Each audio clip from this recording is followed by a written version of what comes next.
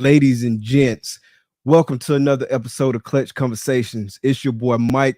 We are back at you one more again on a Thursday night. How y'all feeling tonight? I know I'm feeling good. Really looking forward to the show. Got a dope ass guest, as you know. I see the chat is popping. We're gonna get to the chat in just a second. But first, some housekeeping items. If this is your first time coming to the channel, coming to the show, do three things for me. Hit that like button, hit that subscribe button, and hit that notification bell so we can hit you across the head with these dope ass episodes every Thursday, 8 p.m. Eastern Standard Time. Clutch Conversations. Appreciate everybody that's in the chat. Appreciate the love. Appreciate the support. Thank you to Cara for doing the comments. I love you, babe. I really appreciate you helping us out with that. Definitely makes the show a lot more smooth. Speaking of support, if you not supporting US Art, I don't know what you're doing. If you're involved in this reptile hobby in any shape, form, or fashion, please make sure you support US Art and US Art Florida. The link for both of those organizations is in the description of this video. By support, we need memberships, we need donations, we need y'all to go out and tell your people about US Art. Tell a friend, tell a friend, tell a friend, tell a friend. If you're involved in this hobby in any shape, form, or fashion, you definitely need to be supporting US Art. Got a lot of folks in the chat, so I do want to say what's up to everybody. What's good, Lecca? First to Pip, first in the comments. Salute, what's good, bro? Thank you for coming out. Zach, bruh, what's good, bruh? Blakers Pythons, what's good, bruh? Ken, what's good? What's good? Eric, what's goody, bruh? Will's hella heat. What's good, bro? Good to see you. Thanks for coming out. Chantrell, what's good? Thank you for coming out. Moon over Miami, thank you for coming out. Y'all make sure y'all check out his lives. Wiz, Malacio, bruh, what's good? Thanks for coming out, homie. Who else we got? Fred, what's good, brother? Thanks for coming out. Mark Curry, no Mr. Cooper, thanks for coming out. Constrict the connection. Y'all make sure you following your boy. Bosa, the Sultan of Support himself. Thanks for coming out, brother. Marino, what's good? Thanks for coming out. Thanks for coming out. Jay, what's good? What's good? Thanks for coming out. Old Devil Ball Pythons, thanks for coming out. Appreciate the support. Bruh, Keys, what's good, homie? Thanks for coming out. Nicole, what's good? Thanks for coming out. So we got Snakes for the Memories. What's up? Thank y'all for coming out. Jolly. Gershon, what's good, bro? Thanks for coming out. Who else we got? Let me make sure I don't miss anybody before we get to the show. Dylan, what's good, bro? Kaju, what's up? Thanks for coming out. Eden's Den, thanks for coming out. Who else? Who else? Want to make sure I don't miss nobody before we get to the show. Levi, what's good, bro? What's good? What's good? Who else we got? Dale, what's good? What's good? What's good? Think I got everybody. I think, but we still scrolling. We're gonna see. I think that's everybody. Oh, what's good, brother? Thanks for coming out. Ancestral Royal Pythons. Low key becoming the ultimate king in the game.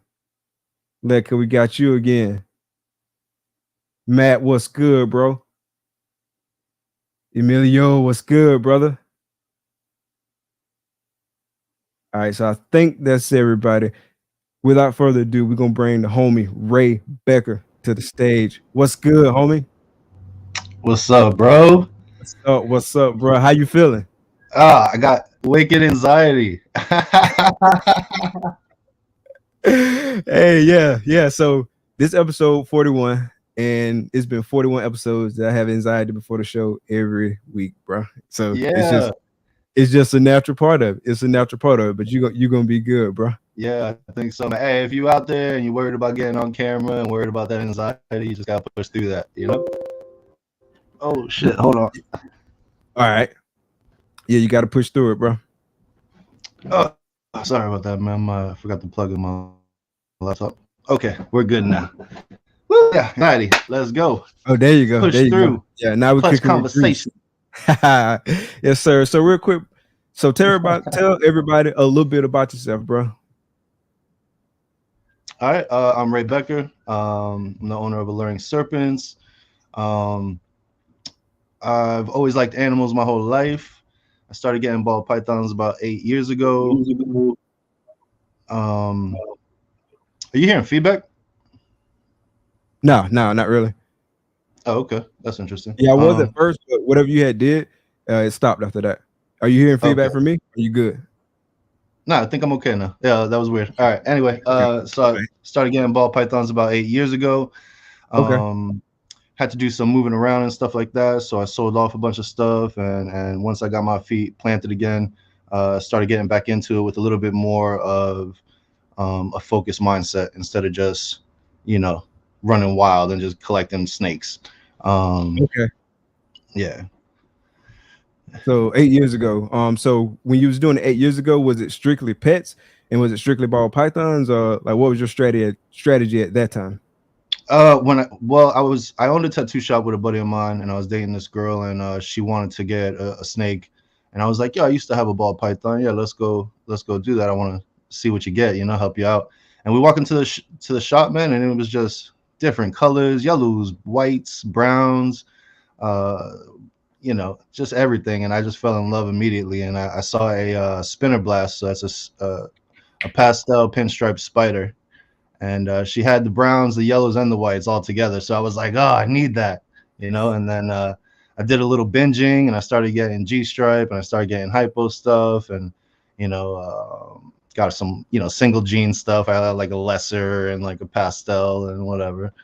Um, and then I started moving around a lot, and I was having a kid at the same time. So I had a clutch my first year, and it was a queen bee to a normal female. So she ended up giving me 12 eggs my first go around.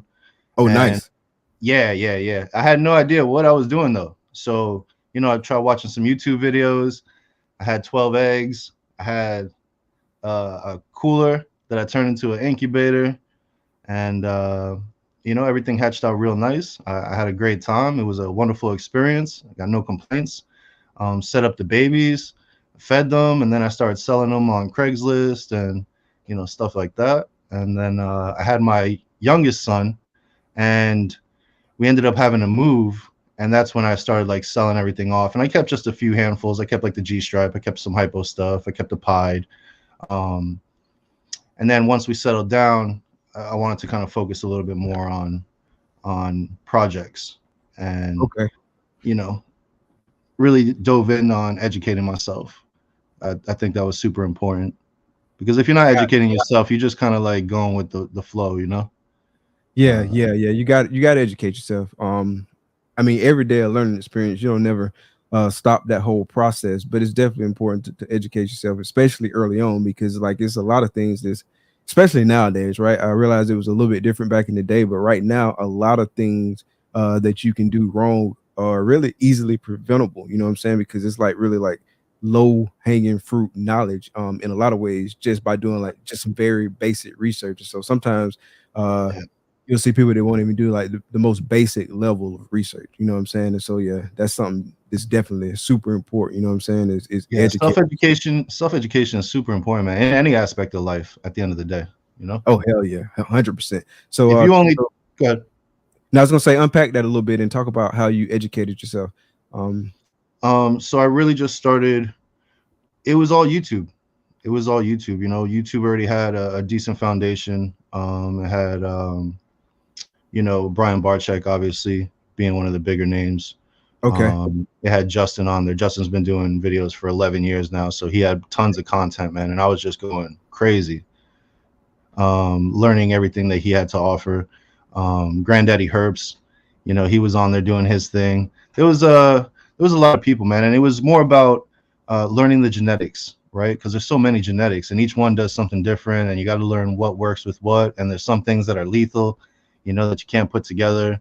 And like caramel albino, right? A caramel albino female gets egg bound; she can't lay the eggs, right? Spider to spider is lethal. Champagne to champagne is lethal. yeah. Um, then you also got to learn about like the blue eye Lucy stuff.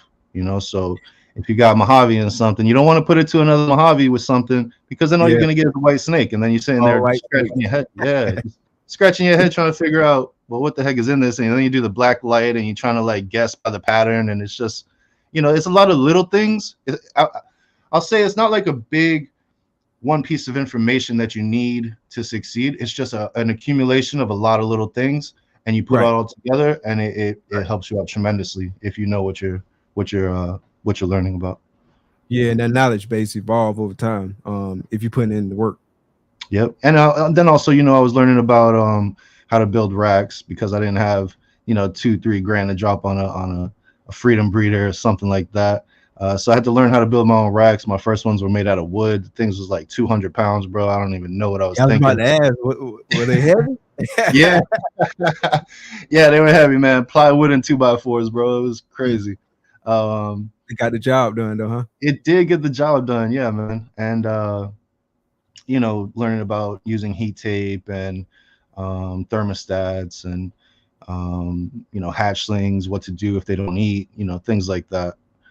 Super important to know all these little details so that it makes your adventure more pleasurable, man, because there's nothing worse than running into a problem and you have no clue what to do about it, and you panic and you should be stressed out, and so yeah, the more self-education you do, the better off it's going to be for you. 100%, 100%. So, what made you gravitate towards reptiles, specifically? Like, I know you say you like the animals, but like, what kind of brought you into the reptile world? So when I was 12, I had met my dad, because he wasn't around for the earlier years. And when I met him, he had like ferrets and he had one big ball python, bro. And, we had dogs and we had cats and stuff like that. And I fell in love with the snake. And that was my favorite pet to interact with the whole time when I was there with him. And, Okay.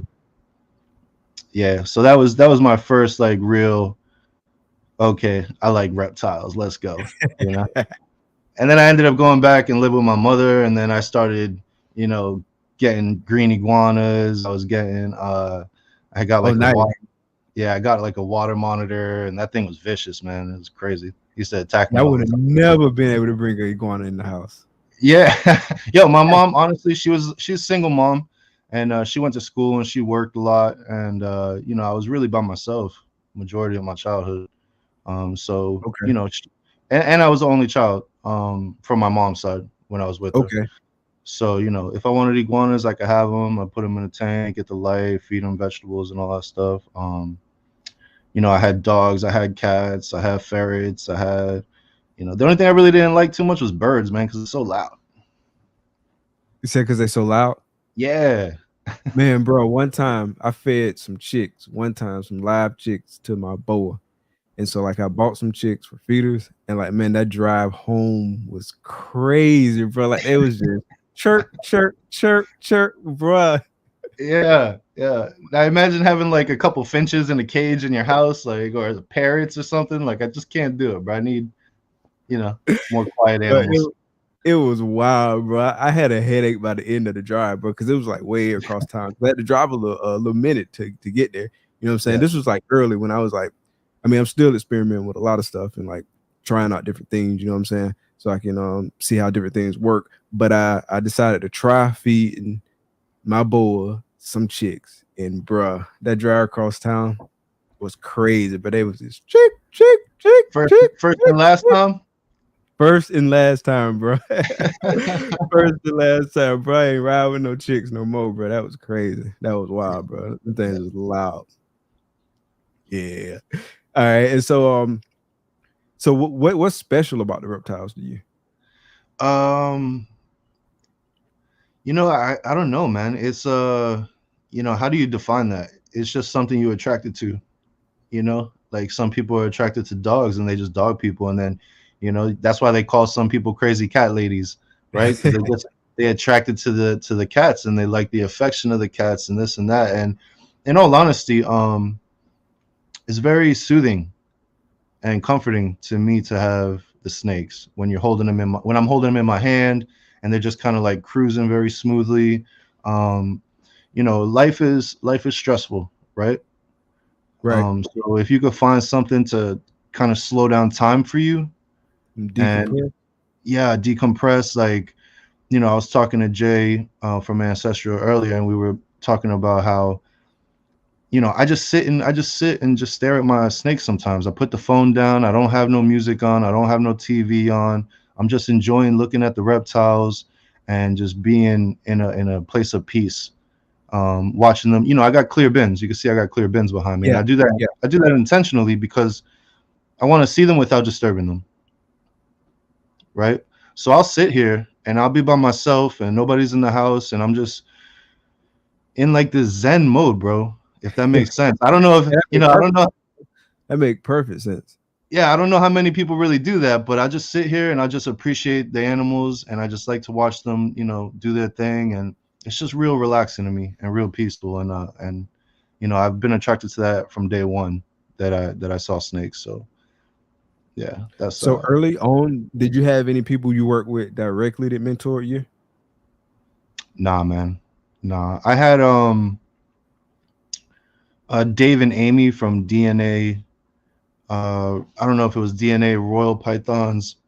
I had talked to them when I first got in 8 years ago, and they fed me some knowledge, and that was awesome. But like I said, I had my youngest kid, and then I had started moving around a lot, and I didn't really keep in touch with them. You know what I mean? And so I really didn't have anybody that I could call on a dime and be like, "Yo, this I'm going dealing with this or I'm dealing with that." It was all YouTube. So if I had to say, like, my teachers were Brian Barczyk, my teachers were Justin Kabilka, my teachers were Granddaddy Herbs. You know what I mean? Stuff like that. People like that. Got Anybody that was putting content on YouTube and I was watching, like, those are my mentors in a way. Got you. That made perfect sense, bro. That made perfect sense. So now, with where you are with it right now, what are some of your biggest challenges right now with what you're doing, and how are you tackling that? Um, well, one of my biggest challenges was feeders, trying to get feeders. So I got a local reptile store. I got two local reptile stores. One of them I had this mouser, right? And the snake would Mhm. only eat mice no matter what. I tried ASFs, I tried Norwegians, I tried changing bedding, I tried doing all kinds of stuff, but she would only eat mice. So I ended up getting a mouse from this store, and my snake started acting weird, man. And it was like corkscrewing, but it was a pastel Mojave clown Wow. female. Yeah.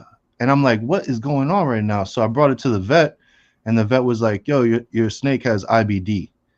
And Oh, I'm like, damn. well, I was like, yo, how does my snake have IBD? Like, how does that even happen? I had it since it was a hatchling, and it has been fine this whole time. And they said that they get it from rodents that have arenavirus, I didn't know right? that, bro. Yeah, that's what they told me. They said that the IBD comes from eating rodents that have arenavirus. So Wow. luckily, I'm very lucky, bro, because she was a mouser, and none of my other snakes were mousers, right? Um, so I never took the mouse that I tried to feed her and gave it to somebody else for them to get the IBD, because that's how it gets transmitted, right? So once I learned about it, I started doing research. I'm watching YouTube videos. Kevin McCurley did a video on it. I learned a little bit from him, but I ended up calling the company that actually tests for nidovirus and tests for IBD and all these different viruses. And Right. I spoke with Mike. I don't remember the name of the company, so forgive me for that. But he was saying that, I was asking him, be like, yo, is it airborne? Like, are all my snakes about to catch this? I'm about to lose my whole collection. And he assured me that that's actually not how it's spread, that it actually Right. dies fairly quick when it's in contact with like external surface. Hmm. Um, but what he was saying to me was, and maybe this could help people, like, um, if you have a snake that has IBD and you try to feed it, right?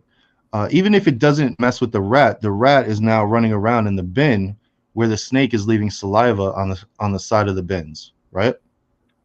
So now the snake's not eating the rat. So what do? You take the rat and you put it in the bin next to it and see if that snake wants to eat it, right? Yeah. So that's how the IBD actually ends up getting spread, is Red. because, Yeah. yeah, you're taking a rodent that's in with the IBD, and because that snake's not eating it, you're thinking, oh, I'm just going to give it to the next snake, and now the next snake is eating the rodent that has the IBD, whether it be on its hands or whatever, and then that's how that gets it. And he was saying that usually, like, let's say we have like 9 tubs, right? So we got three, Right. 3, and 3. If the snake with the IBD in the middle, or if the snake in the middle has the IBD, um, then usually it's the snakes right around it that will get it. But it's not because it's airborne. It's because typically you'll take that rat out and give it to the one right next to it, or the one above it, or below it. So that was a pretty crazy experience, and that sucked. But hopefully that could help somebody if you ever run into that kind of problem.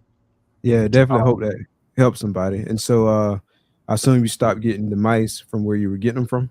Oh yeah, I stopped messing with them like all around. Like I don't even want to deal with that company. Period. So I started going to this other place down the street, and they have quality rodents, and that's great. But their thing is they only pick it up on Wednesday, right? Yeah. And if you're not picking up a rodent, they pick it up Wednesday night. So if you're not grabbing a rodent on Thursday or Friday morning, you're asked out until next Wednesday or next Thursday, Yeah. right? So I can't always get there on a That's how my Thursday. rodent guy is. Like I can only pick up rodents on Tuesday. You put Yeah, your order in on Saturday and you go pick it up on Tuesday.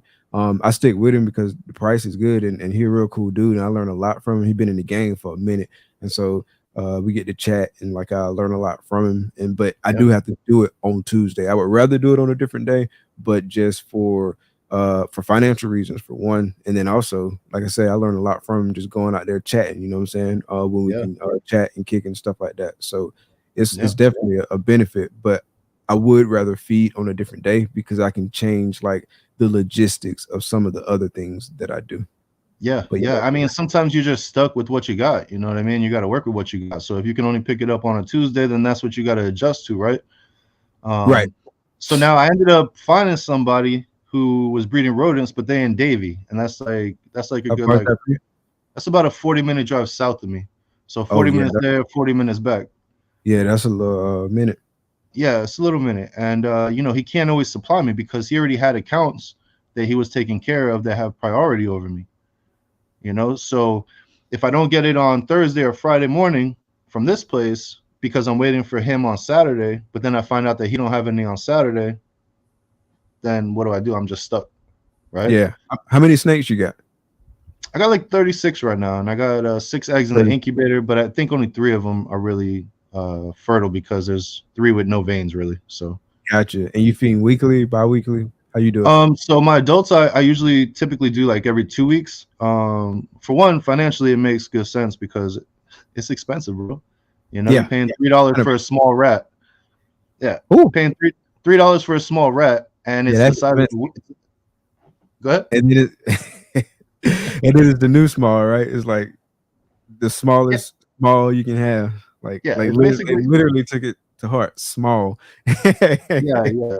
There's nothing to do with weight. It has to do with size. It's about this small, right? So that was an issue where the dude in Davie, he was hooking it up with nice sized rats, which is awesome. It was the way it should have been. Um yeah, I talked to Chris. He's actually about an hour and some change north of me. So that's still kind of far too.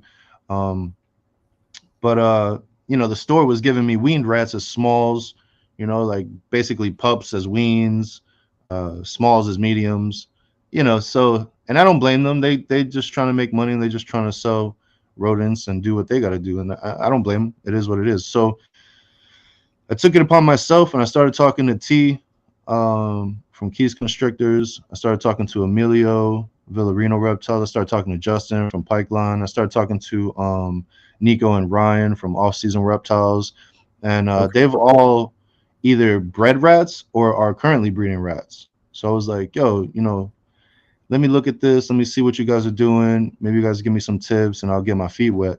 So I got one female from Nico and Ryan from Off Season Reptiles. She was pregnant. She laid some babies for me.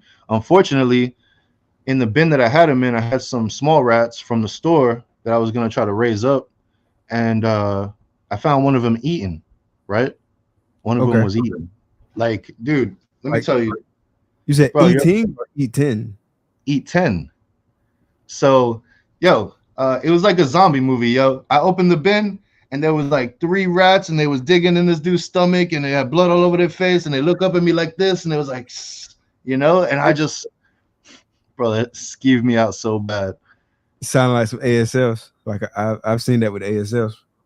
Yeah, that was bad, man. That was bad. So I heard that when you have a colony that's eating other rodents, you got to feed them off because they're gonna keep that shit up, right? Yeah. Yeah. So I fed off the mom, I fed off all the pinkies, fed off the smalls, had nothing. Started at 0 again. I talked to T. I met up with him in West Palm when he was going there to meet up with his son to go see a movie. I think it was Black Okay. Panther. Black Panther. Yeah. I still didn't see it yet, so I don't want to talk about it. You got to go see it, bro. That's Yeah, all. yeah. If you ain't seen Wakanda Forever, you slipping. Like, Yeah, I am slipping. So he gave me a 1.2 little colony I got from him, and I got some wood and supplies from Nico and Ryan at off season, and I built myself a little rack. And I just decided, like, yo, you know what? I'm gonna go hard on this, man. And I ended up already having in my mind that I was gonna build racks, right?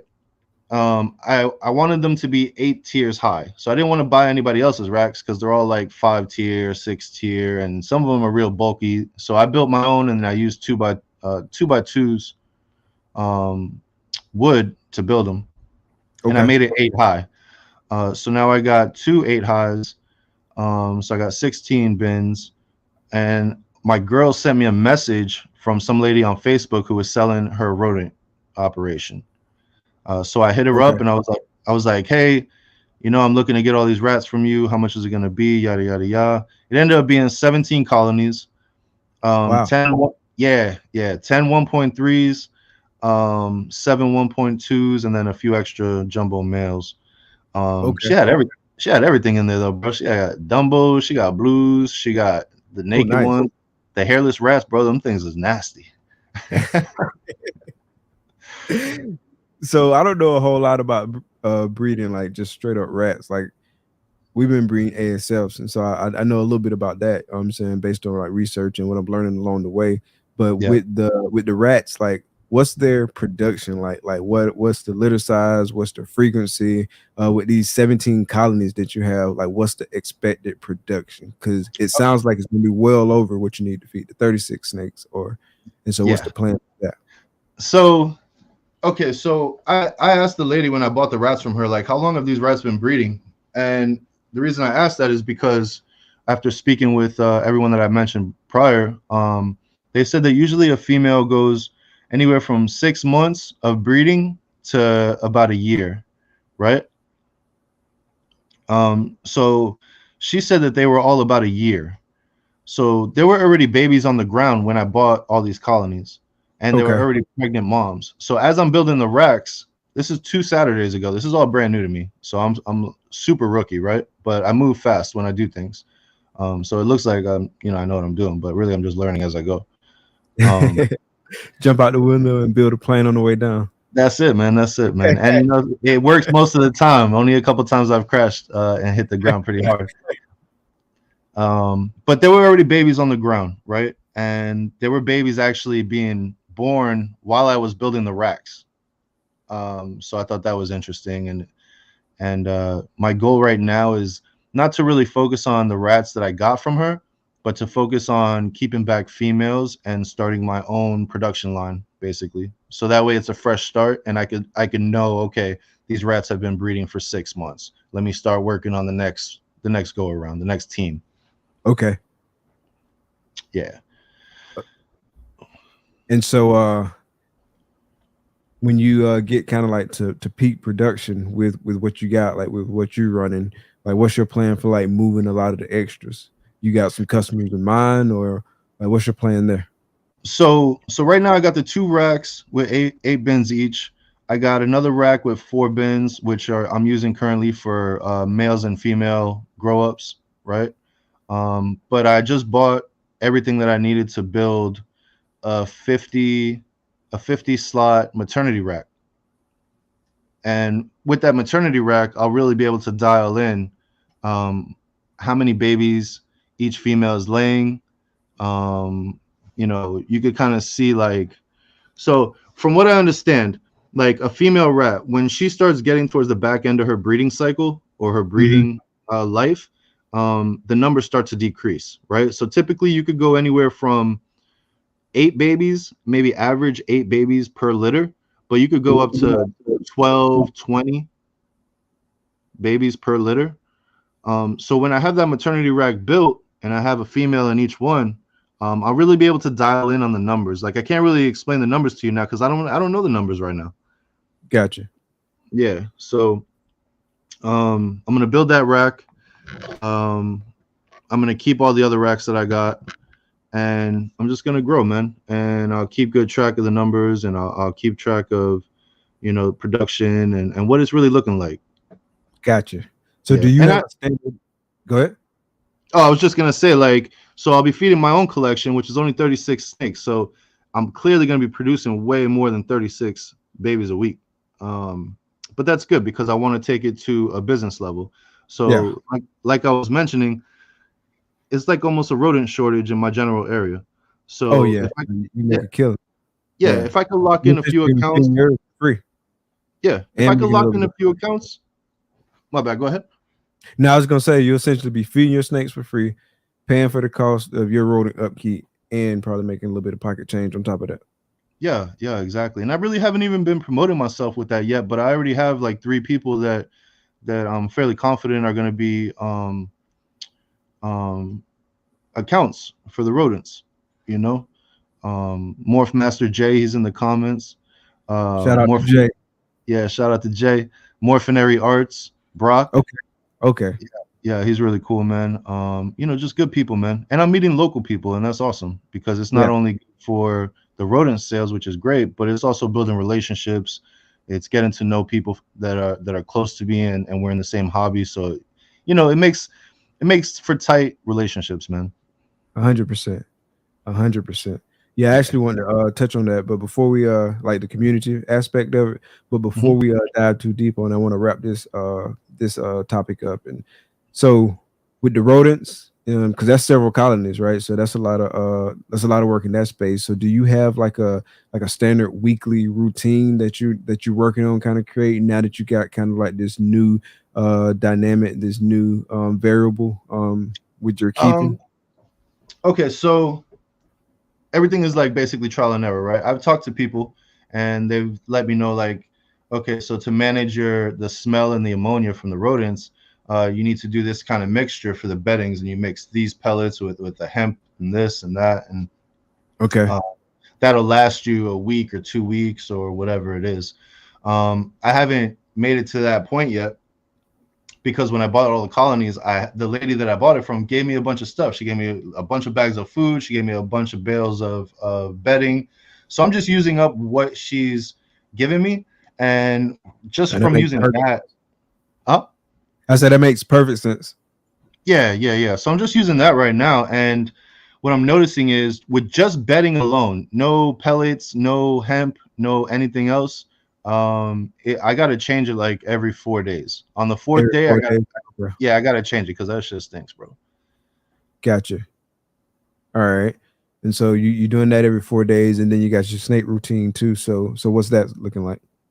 Well, I feed the snakes once a week. The adults I do every 2 weeks unless they start building follicles. Once I see that a female is building because I got the ultrasound, right? So I'm able to What see like, ultrasound you got? man, I got that dinosaur from like 1980 something. Oh yeah, But I remember seeing it. I think you got it from like somebody local, like on a Craigslist or something like that. yeah, I went on And it Craigslist and I was worked, bro. looking up. Hey, Yo, let me tell you about that real quick. So this is all right. So I'm a firm believer in God. Maybe you're not, maybe you are. Whoever's in the chat, I don't know. It is what it is, but I believe in God, right? So I believe that God gives you what you really truly want. Not just whatever you ask for, but what you actually need and what you actually want, like within, right? So I had a female that I thought that had follicles, and I didn't know how to palpate, right? I suck at palpating. I've tried a billion times, bro. Can't figure it out. I don't know. My finger's too big. I don't know what I'm doing wrong. Just can't figure it out. I don't know how to do it either, brother. Yeah, I just suck, right? So I started calling people innocently and ignorantly. Like, hey man, you got an ultrasound? I can bring my snake by, and maybe you can check this out, and we can see how many eggs she got, what size follicle she's at, da da da da. And I got no's from everybody I called. Most people probably had ultrasounds and they just told me no because they're like, who is this stranger calling me with a random snake to come over to my place to ultrasound? So who were you calling? Oh man, bro, I went on Morph Market and just started calling people within like an hour range of me. Like Gotcha. whoever was an hour away from me within an hour drive, I was like, yo. So I'm not gonna call out any names. I honestly don't even remember the names, but that's just an innocent, ignorant moment of mine. Yo, what's up? I know you don't know me, but this is Ray. I got some snakes and I need the ultrasound. I need an ultrasound. This is one snake for me, please. Yeah. So I see how silly it sounds now, but in the moment I was just like desperate, Hey, you But gotta do what you gotta do, bro. yeah, exactly. And I don't even care, man. Like I'm one of those people where like I don't worry about how I sound to other people. I don't care what other people think about me. I just kind of do me, and That's the sometimes good way I'm to be, silly. bro. Yeah. It's like freedom, because you're not bonded by there's no bondage of what the next person thinks about me, you Yeah, know. 100%, bro. That's true Yeah, freedom. yeah, true freedom, man. Just be yourself, and the people that are meant for you will gravitate towards you, and the people not meant for you, they could go gravitate towards somebody else. But I don't waste my time on negativity, and I just do what I gotta do. But so yeah, after a bunch of no's, I was like, oh, I gotta buy an ultrasound. So I started looking at prices. These things is like 1,200, 1,500, and I'm like, damn, I ain't got it to drop on an ultrasound like that, right? So I went on Craigslist and I was trying to see if I could find a used one, and there was a used medical supply company that was just posting some random equipment. And I called them up and I was like, yo, do you guys have an ultrasound? And they're like, yeah, we actually just got one in. It's old though, and it's big and bulky. And I was like, I don't care, man. How much? And they were like Does it 400. work? Yeah, exactly. I was like, does it work? And he's like, yeah. And he sent me video of it working and stuff like that. And I was like, listen, man, I don't have 400 for you. I said, I got 200 and I'm on my way right now if you say yes. And he was like, he thought, probably a few seconds. And he's like, all right, bet, come pick it up. And I went down. I drove down to like by the Hollywood Casino. So it was about 45-minute drive south or an Okay. hour drive south. And I picked it up. This shit weighs like 200 pounds, bro. It's crazy heavy. Uh, but I got it home and I plugged it in. And my oldest daughter was pregnant at the time. And I started practicing on her. So I started ultrasounding her belly, and we were looking at my granddaughter through the Oh, ultrasound. that's dope, bro. That's dope, bro. Yeah, that was actually really cool. So we were able to see, her face and her arms and finger. We're counting all her toes, make sure everything's there and shit. That is Um, dope, bro. yeah, that was pretty cool. But one thing about it was the mouse wasn't working. So Okay. I couldn't measure things, right? Which is super important. You needed to measure things. Yeah. Yeah. So I took it apart and I started dissecting it, and I realized that the mouse rolls on like a sponge, right? When you roll the mouse, it rolls on like a sponge, and the sponge spins, and that's how everything moves on the screen. So the sponge that the mouse ball rolls on was basically what's the word I'm looking for? It was just like falling apart, right? Gotcha. So I took a dish sponge from the sink in the kitchen, and I cut the exact size of the sponge that was in there, and then I glued it and taped it together, and then I put it in there, and now it works perfect, bro. I've been measuring Oh, stuff. yeah. Yeah, I'm handy like that, man. I love doing DIY stuff. I love fixing stuff. I love all that. Yeah. That's what's up, bro. So is that it behind you? Yeah, that's it right there, man. It's from 1980 Okay. something. It got that yellow tinge to it too from back in the day. That's what's up, bro. Hey, get the job done. Yo, Get it gets the the job job done, done. bro. Yeah, definitely gets the job done. Actually, so okay, so because no everyone said no to me, right? I ended up selling a Mhm. snake to Nico and Ryan from Off Season Reptiles. This is their first year. They just got in like January of this Okay. year. So we're coming up on their full 12 months fairly shortly. And I sold them a snake or whatever, and then they were like, yo, you have an ultrasound? And I was like, yeah, I do have an ultrasound. And I was like, bring your snake over. I'll ultrasound it for you. I'll show you how to do it, this, that, yada, yada, yada. So I provided the opportunity that other people didn't provide for me. And that's okay. I'm not mad at nobody or anything like that, but I function differently. So they came over. We ultrasound their snakes, check their follicle sizes, bro. And they're like me, bro. So after a week, I didn't hear from them, right? And I'm like, yo, what's going on, guys? This and that, blah, blah, blah. And they were like, yo, we got an ultrasound. And I'm like, what? I'm like, that's dope, right? So I'm cheering them on. I'm like, yo, great job, great job. I go over to check it out because they only live like 5 minutes down the street. And they got a dinosaur like me. Oh, nice, nice. From the same person or somebody different? Nah, somebody different, man. They just found it and they bought it, and it was only like a couple $100, I think. And it's big and it's bulky, but the shit works, man. It gets the job done. That's all that matters, man. We can upgrade as we go. Yeah, 100%. Like at the end of the day, you need to do a job. Is doing that job. You Yeah, can see what you need to see. yeah. I can measure my follicles. I know when my girls are ready to go. So that's the thing, right? So like I feed them every 2 weeks. Yep. I don't have to overwork my males. Yeah. Some males I only pair once or twice, bro, and it's good. But with the females, like I feed them every 2 weeks, but then when I see that they have, like 10 millimeter, 12, 13 millimeter follicles, I'll throw a male in there with them, and then their appetite goes sky high, bro. And I'm So feeding you them. always wait. You always wait till you see that they're building. Mm-hmm. I wait to see that. Good.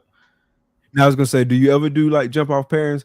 Because I've seen some people, and I've asked a couple people this. I like to see what folks' thought process is and like what they think about it. Like I know some people who I talk to, they like to do a jump off pairing because they think that pairing them encourages follicle.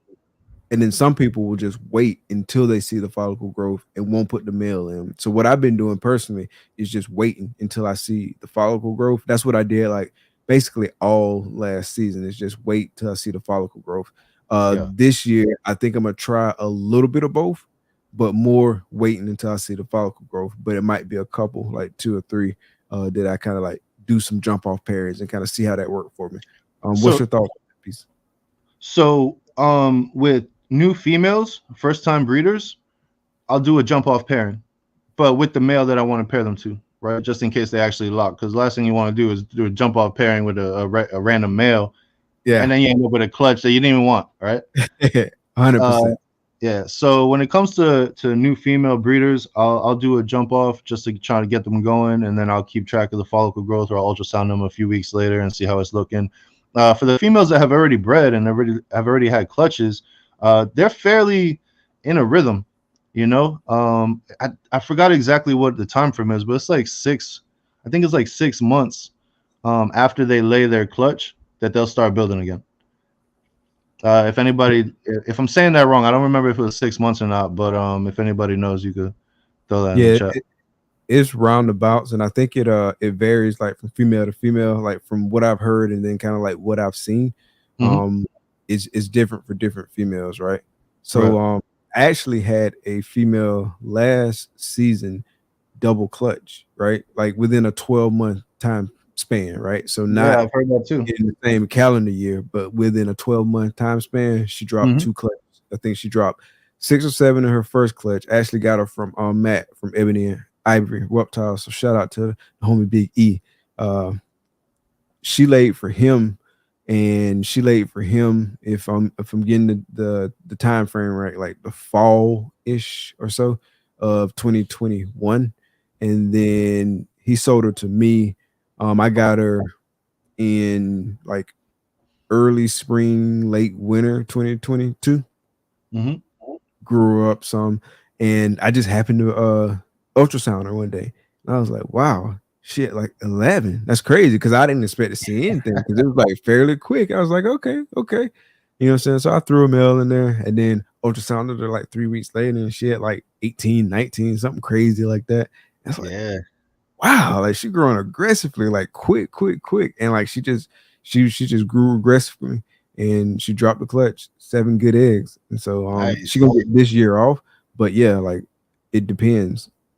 Yeah, I've noticed that some female, it depends on the female. Some females grow follicles really quick, like you're saying. It'll be 10, 15. Next thing you know, they're at 25. Next thing you know, they're at 40, and it's like, whoa, that was fast, right? And then some, it's like 15, 16. 17. 17. You're like, come on, man. Come on, man, move faster. Yeah. Stop You gonna lay playing with. this clutch in freaking 9 months. What's going on? That's how my Mojave hypo did me, bro. Like so, I was this pairing was the really like jumpstart our hypopod project, right? And so I Yeah. had a OD Inchy lemon blast pod paired with a Mojave hypo female, right? And so I just wanted to get some double hit babies in that project, you know what I'm saying, and just Mhm. really kind of build from there. And so I was really anticipating this clutch. I was looking forward to getting into this project, and she built like super slow. Right? It's always the ones you want, right? That's like, come on, man. Super slow, bro. And like it was just like, all right, so I'm at 12. Now I'm at 12 and a quarter. Now I'm at 14. I'm at 16.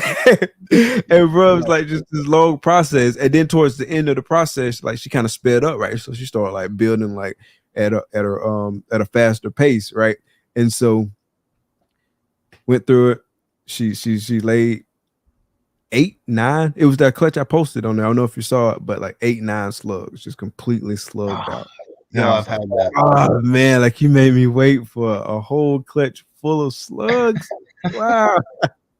Listen, I'm only laughing because I'd been through it this year, man. This chick laid me a whole clutch of just slugs, man. I was like, no.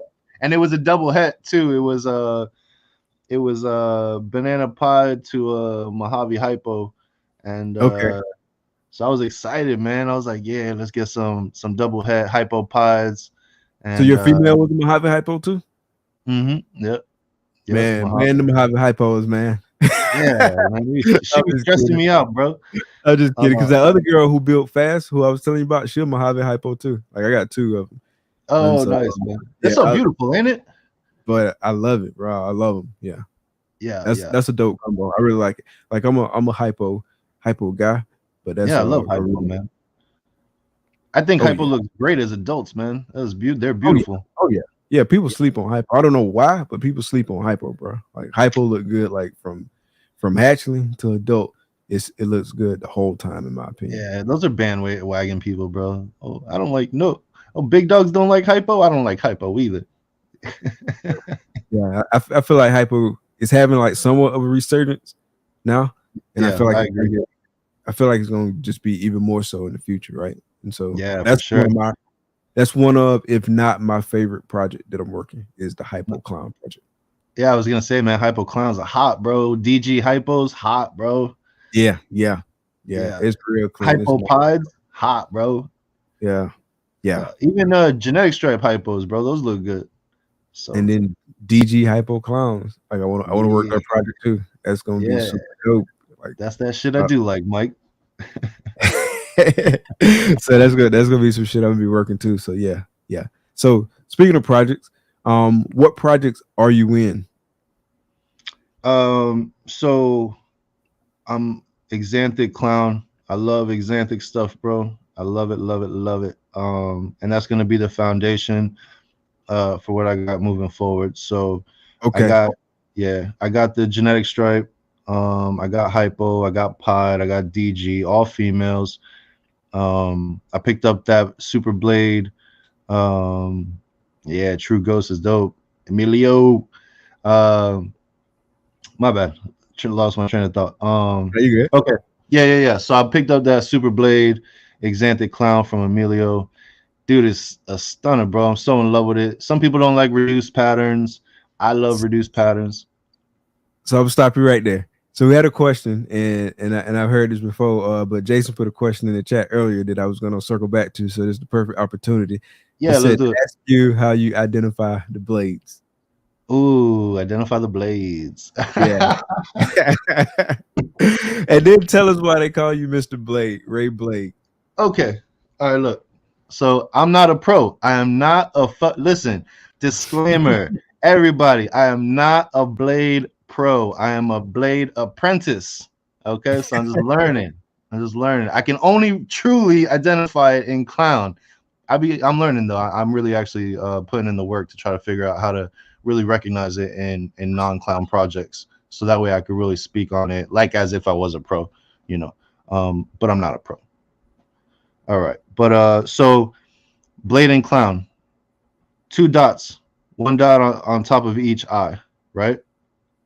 At the dorsal, right behind the head, at the beginning of the neck, um, it looks very jagged. It almost looks like if somebody took a knife in like paper or something and just went like this. So it's very jagged right at the dorsal, right behind the head.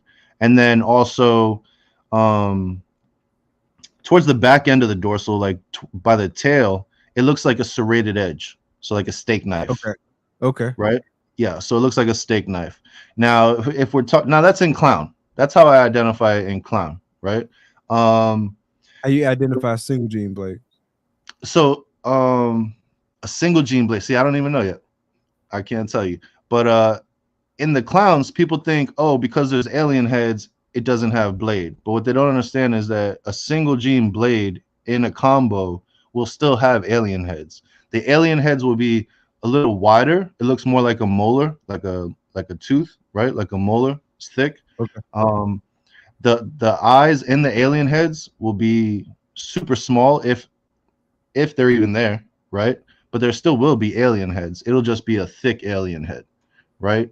Now the super blade, that thing cleans the whole snake out, bro. Like clean, like just a dorsal stripe, maybe a couple teardrops here and there, but that's it. So that's it in clown. Go So ahead. where you going with your blade clown stuff? Um, so I like really clean snakes. I'm an artist at heart. You know, I've been an artist my whole life since I was a kid. So I like clean The looking. artist? Yeah. Okay. I Because you do the tats too. Right? Yeah. I've done tats since I was like 16. I was a scratcher for most of my younger years. You know, just doing And a my thing. scratcher? What does that Yeah, mean? that's what they call somebody who's not working at a shop, and they Oh, just out there. gotcha. Yeah, that's just what they out there doing their thing. But I'm an artist at heart, man, and I love beautiful art, and I just feel like Super Blade and the Clown Exanthic is just so stunning, bro. Also, Blade is a lightning gene in a sense. It's like an enhancer in the sense that it brightens up the sides and kind of raises this like white up from the bottom. So that's another thing to look for in Blade. I'm actually gonna do a Blade video, right? Okay. And really kind of dive YouTube deep into video? it. What's up? YouTube video? A Yeah. I'll put it on YouTube and I'll put it on Okay. Rumble and I'll put it on Instagram. And I just started Okay. a Facebook. I never liked Facebook, but for business purposes, it makes too much sense, man. There's a lot of people on there that aren't on Instagram or Rumble or YouTube. Um, so you know, I'm kind of slow with the Facebook stuff, but you know, everything takes time, bro. Yeah. Yeah. 100%. And Yeah, there ain't no reason to rush it. You know what I'm saying? Like you say, everything takes time. You gotta yeah, order your steps, so to speak. yeah. You gotta pace yourself, man. You can't be just Yeah. hitting the gas full throttle all the time. Yeah. As Um, long as you're making progress, right? Because like, I mean, you just make a little bit of change, you know what I'm saying, over time, and you keep like compounding that change. Make some yep, change, make some change, make some change, make some change. yeah. If That I'm better starts to tomorrow, compound over. yeah, 100%. Exactly. If I'm better tomorrow than I was today, then I'm doing good and I'm succeeding. You Right. know, Right. and when you look at the longevity of that, it's 365 days in a year. That's a Right. little bit of change 365 times. That's a big difference when you look back from the beginning. Yeah. If you get 1% better every day, you're gonna be 37 times better by the end of the Yeah, year. yeah, it's beautiful, man. But people don't think like that, you know. But real quick to talk about the blade stuff. I'm not a pro by any means. I do talk to people that are extremely knowledgeable on blade. They have it in their collection. They've found it in snakes that they've bought from other people, and you know, said things or whatever. But I'm just more vocal about it than they are, right? So I'm over here like blade, and they're not. So to everybody in the community, they're like, "Oh, Ray, you the blade guy," but really, I'm not the blade guy. I'm just an apprentice. Yeah, I'm just an apprentice, man. But what I'm gonna do with the video is I'm gonna jump on Morph Market, and Okay. I'm not gonna call out anybody's names or anything like that of people that have blade and not mentioning it. What I'm gonna do is pull up snakes that are listed as blade and then show people this is the effect that blade is having in this combo, this is the effect that blade is having in that combo. And it's not like, you know, I'm not gonna be selling anything that has blade for at least another 3-4 years. You know what I mean? Because I still gotta grow up all these double and triple. I gotta get the clutches of doubles and triple hets, and then I gotta Right. raise them up, Right. right? So I don't have any like ulterior motive to get blade out there, but my main focus with it is I'm a truther, right? So back in the day, people just stopped mentioning blade, and it's in so many people's collections. Oh yeah. And I feel like we deserve the right to be able to identify it and to know that we have that. Because you got people out here with clowns calling it reduced clowns, right? I got a reduced pattern clown. No, man, you got a blade clown, bro. You know what I mean? Some people think they got this mystery gene. You know, I asked somebody, yo, this is a mystery gene in my snakes. It's not mystery, man. It's a blade, bro. I'm sorry to tell you if you don't like blade, but it's blade. Look at it. Let me show you. You know, I've had a lot of people hit me up in the DMs and be like, Ray, I can't unsee the blade now. And I'm like, yo, I'm telling you, it's everywhere. It's everywhere. Nobody knows it. But so I just feel like people deserve the right to know what it is that they're looking at. Yeah, 100%. So Gershon asked, you gonna make a DIY rack build video? Oh no, man, I'd be too frustrated during that shit to make a video about it. Bro, getting poked by that damn chicken wire is the worst. So if you ever built a rat rack, you know what I'm talking about. Yeah, I haven't, but I can imagine. I can only imagine, bro. Yeah. Yeah. So what else are you planning to do with your YouTube? Kind of on this social media journey, and kind of talk about kind of your strategy right now for social media. I know it's evolving over time, but talk about where you're at with it right now. Yeah, sure, man. So I originally started an account on Instagram for the snakes, 6-7 years ago. And I was doing good, man. I was up to like 5,000 and some change followers. Nice. Snake people, not snake people. It was wonderful, right? And I was picking up traction. And then I posted a snake that only had one eyeball, and I said it innocently. I was like, "Look at my one-eyed snake," and the algorithm just caught that. They deleted my shit, bro. I couldn't dispute it. They didn't give me my stuff back, and I had to start fresh again. Yeah. So that was my big mistake. Don't say things that you can think if what you're saying is sounds perverted before you say it. Like, I was being mad innocent though. I literally hatched out a snake that only had one eye, and I was like, "Yo, look at my one-eyed snake." Literally a one-eyed snake. yeah, exactly. It's literally a one-eyed snake. Like, what am I supposed to say? But I guess I could have worded it different or something. I don't know. So I lost that. Yeah, I lost that account, and I started this new one that everybody sees now, and I was just posting pictures, and not really doing too much of putting myself out there. But I decided consciously this year, because you always hear people say it, man, like, you got to get your name out there before you start producing dope snakes, so that when it comes time to produce the dope snakes, it's easy for you to sell it because people trust you to send you $5,000, to send you $10,000,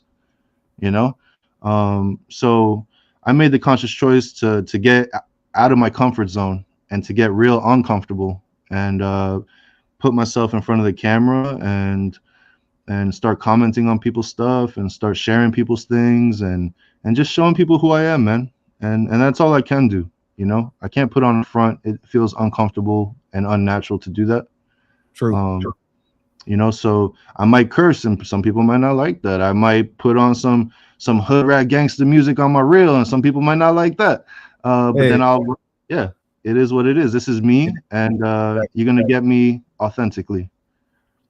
Man, I had a business account at first, like whatever category it was, but I couldn't get no good music, like not no known artists. So I switched it over to like a creator account, and bro, that's been like life changing for me on Instagram, bro. Like, everybody was posting like dope songs, like you posting like Dre stuff and goddamn Nas and the Game, Jay-Z, just all that, bro. And like I'm posting like, I mean, some of the songs was good, don't get me wrong, but like it wasn't the full spectrum of what you could have. I didn't have nearly the selection that everybody else had, so I had to switch my account type. But I was I didn't know at first, like I didn't know if I should do it. Like, is this gonna affect my account in some kind of way? So I had to look into that and make sure everything was copacetic with that.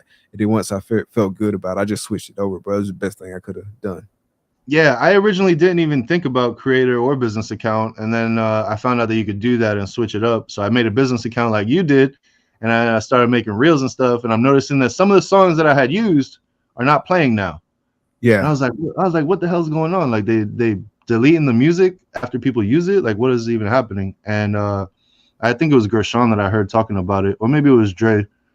Um, Either way, um, they said that business accounts, like you mentioned, you know, you're limited to what kind of music you could listen to or put on your reels or your stories or whatever. And yeah, so I switched it from a business to a creator account like you did, and now we got free range to ride out on whatever. yeah, Yeah, yeah, bro. I like it. That was a Sometimes, lifestyle. yeah, and this is the thing, man. Like when it comes to music, right? So my appearance would make you think that all I listen to is hip hop and rap, right? What kind of That's music are you into? I love rock music. I love rap music from the 90s, right? And the early 2000s.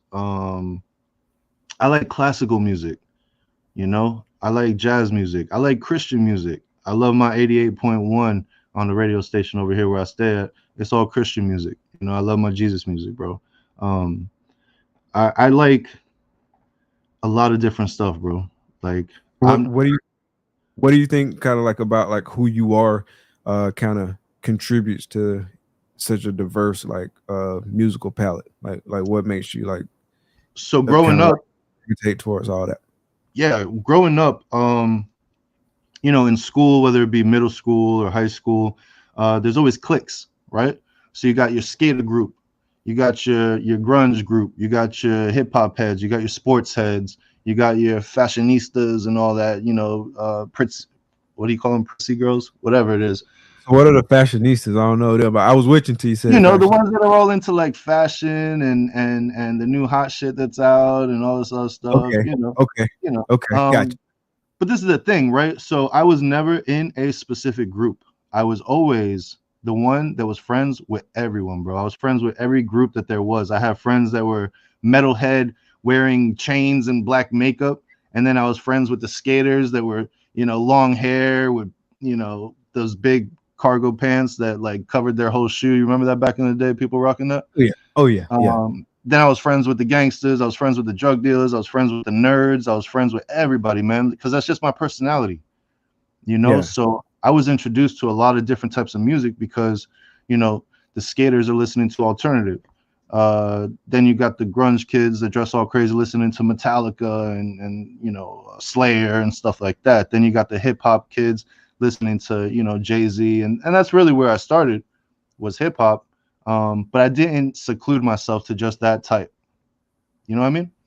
yeah, yeah, and that's important too. Like to be able to, you know what I'm saying, interact with all those different types of people, you know what I'm saying, especially early on, right? Because that's what you're going to encounter in a lot of times is different groups of people. So it's important to be able to interact with those kinds of people, you know what I'm saying? Because that doesn't just limit you to like one specific group, one specific like thought process, one specific mindset. And I think Yeah, like very having limiting.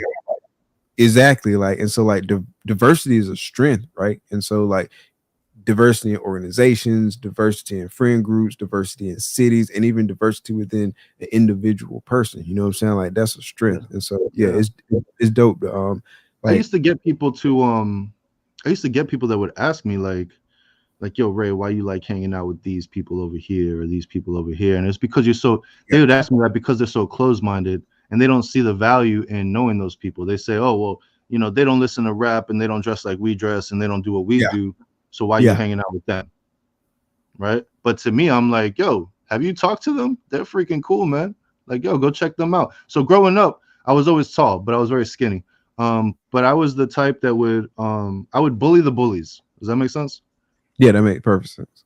Yeah, like I don't like that shit, bro. I don't like people picking on weaker people because they know they can. So if I Right. ever saw that in school or in social gatherings and stuff like that, I'd make sure, yo, now you my target. You know what I mean? And you know, that's how I function, man. Like, you know, care about people and take care of people, and it is what it is. True. True, true. All right, so bro, you've been doing reptile thing about 8 years now, and so I imagine there's been some inflection points that kind of like changed your trajectory and like kind of how you approach the whole game. So speak to some of like those defining moments in your reptile keeping experience so I far. would say it really came like 3 years ago, maybe going on four now, um, where I wanted to get into projects. I didn't have a bunch of money, right? So I couldn't just be out there buying, all the new hot shit. I had to figure out how to utilize what I had and make it work the best I could for me. Okay. Um, so I had a banana pod male. Um, he was like $500 or something like that. Excuse me. Um, I had the calico genetic stripe female, and I was trying to figure out what kind of project I could do with my collection that maybe wasn't being done so much. You know, I didn't want to do a pod to a pod. I didn't want to do a genetic stripe to a genetic stripe. Because I feel True. like that's just what everyone else is doing. So let me try to maneuver a little differently. So I True. looked up genetic stripe pod combos. There's only like at the time there was only like one or two total sold and for sale. And I was like, all right, well, I got the ingredients, and the ones that I have seen don't have any codoms in it. So at least I could have banana and calico in the mix. And Okay. let me make some double hets. So I put those two together, and I ended up with 10 eggs and 6 males, 4 females. I held back the 4 females and 2 males, and I raised them up over the last like 3 years. And this year was the first year that I actually started pairing them together to make the double Okay. visual. Okay. Um, damn, I'm so close to the camera because I'm looking at you, but So did you I forget that it's like right here, yeah. up close and personal with Ray Blade, y'all? Yeah. Look at my pores, guys. My cat bit my nose today. I picked her up to kiss her, and she fucking bit my nose. Anyway, um, but yeah. So this year was the first year that I actually got to put a double head to double head and go for the Okay. double visual. Unfortunately, which I thought I did hit it, bro. I cut the eggs on Hair Down Friday, and I thought I hit it, bro. I was so confident, and then after it came out the egg, that confidence started getting lower and lower and lower. And then yeah, I reached out to some big dogs, and they let me know like, yo, that's actually not a G-stripe pod. That's just a pod. And when you hatching these snakes, bro, hope is a hell of a drug, bro. Oh man, listen, I'm a poker player, bro. I like to gamble, right?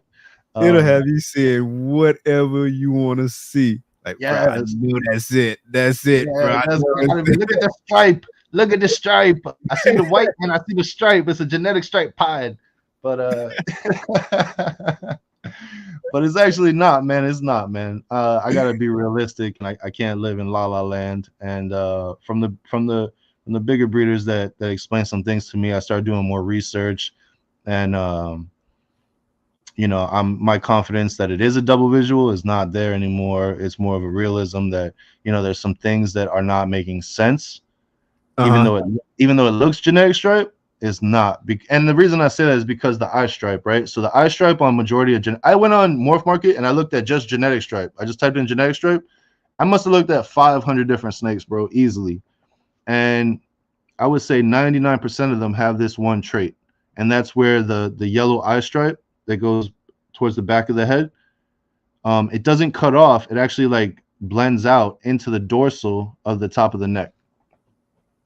Unfortunately, my banana calico pod does not have that. It has a super cut off. It's clean, very cut off eye stripe. So I got to take it for what it's worth. And How many shots did you have at it this year? only one, man. I got this one female that's like 2,600 grams, bro. She just will not build follicles for me. I don't know what her problem is. But in theory, next year you might have like, or this coming season, you might have what, 4 shots, like 4 Yeah, clutches, yeah, potentially. I'll have 4 clutches to go with it. I had a calico Yeah. female One and in 3 normal. 64 odds, 1 in 64 odds. Oh, Don't it's when you break it down, it was 4 and 64 odds, but when you break that down, it's 1 and 16. okay, double hit to double hit, 1 in 16. Mm-hmm. Okay, Yeah, yeah, that's right. Yeah, yeah. So so that'll be and good, bro. Yeah, we're just gonna keep pumping it, man, until we get what we're looking for.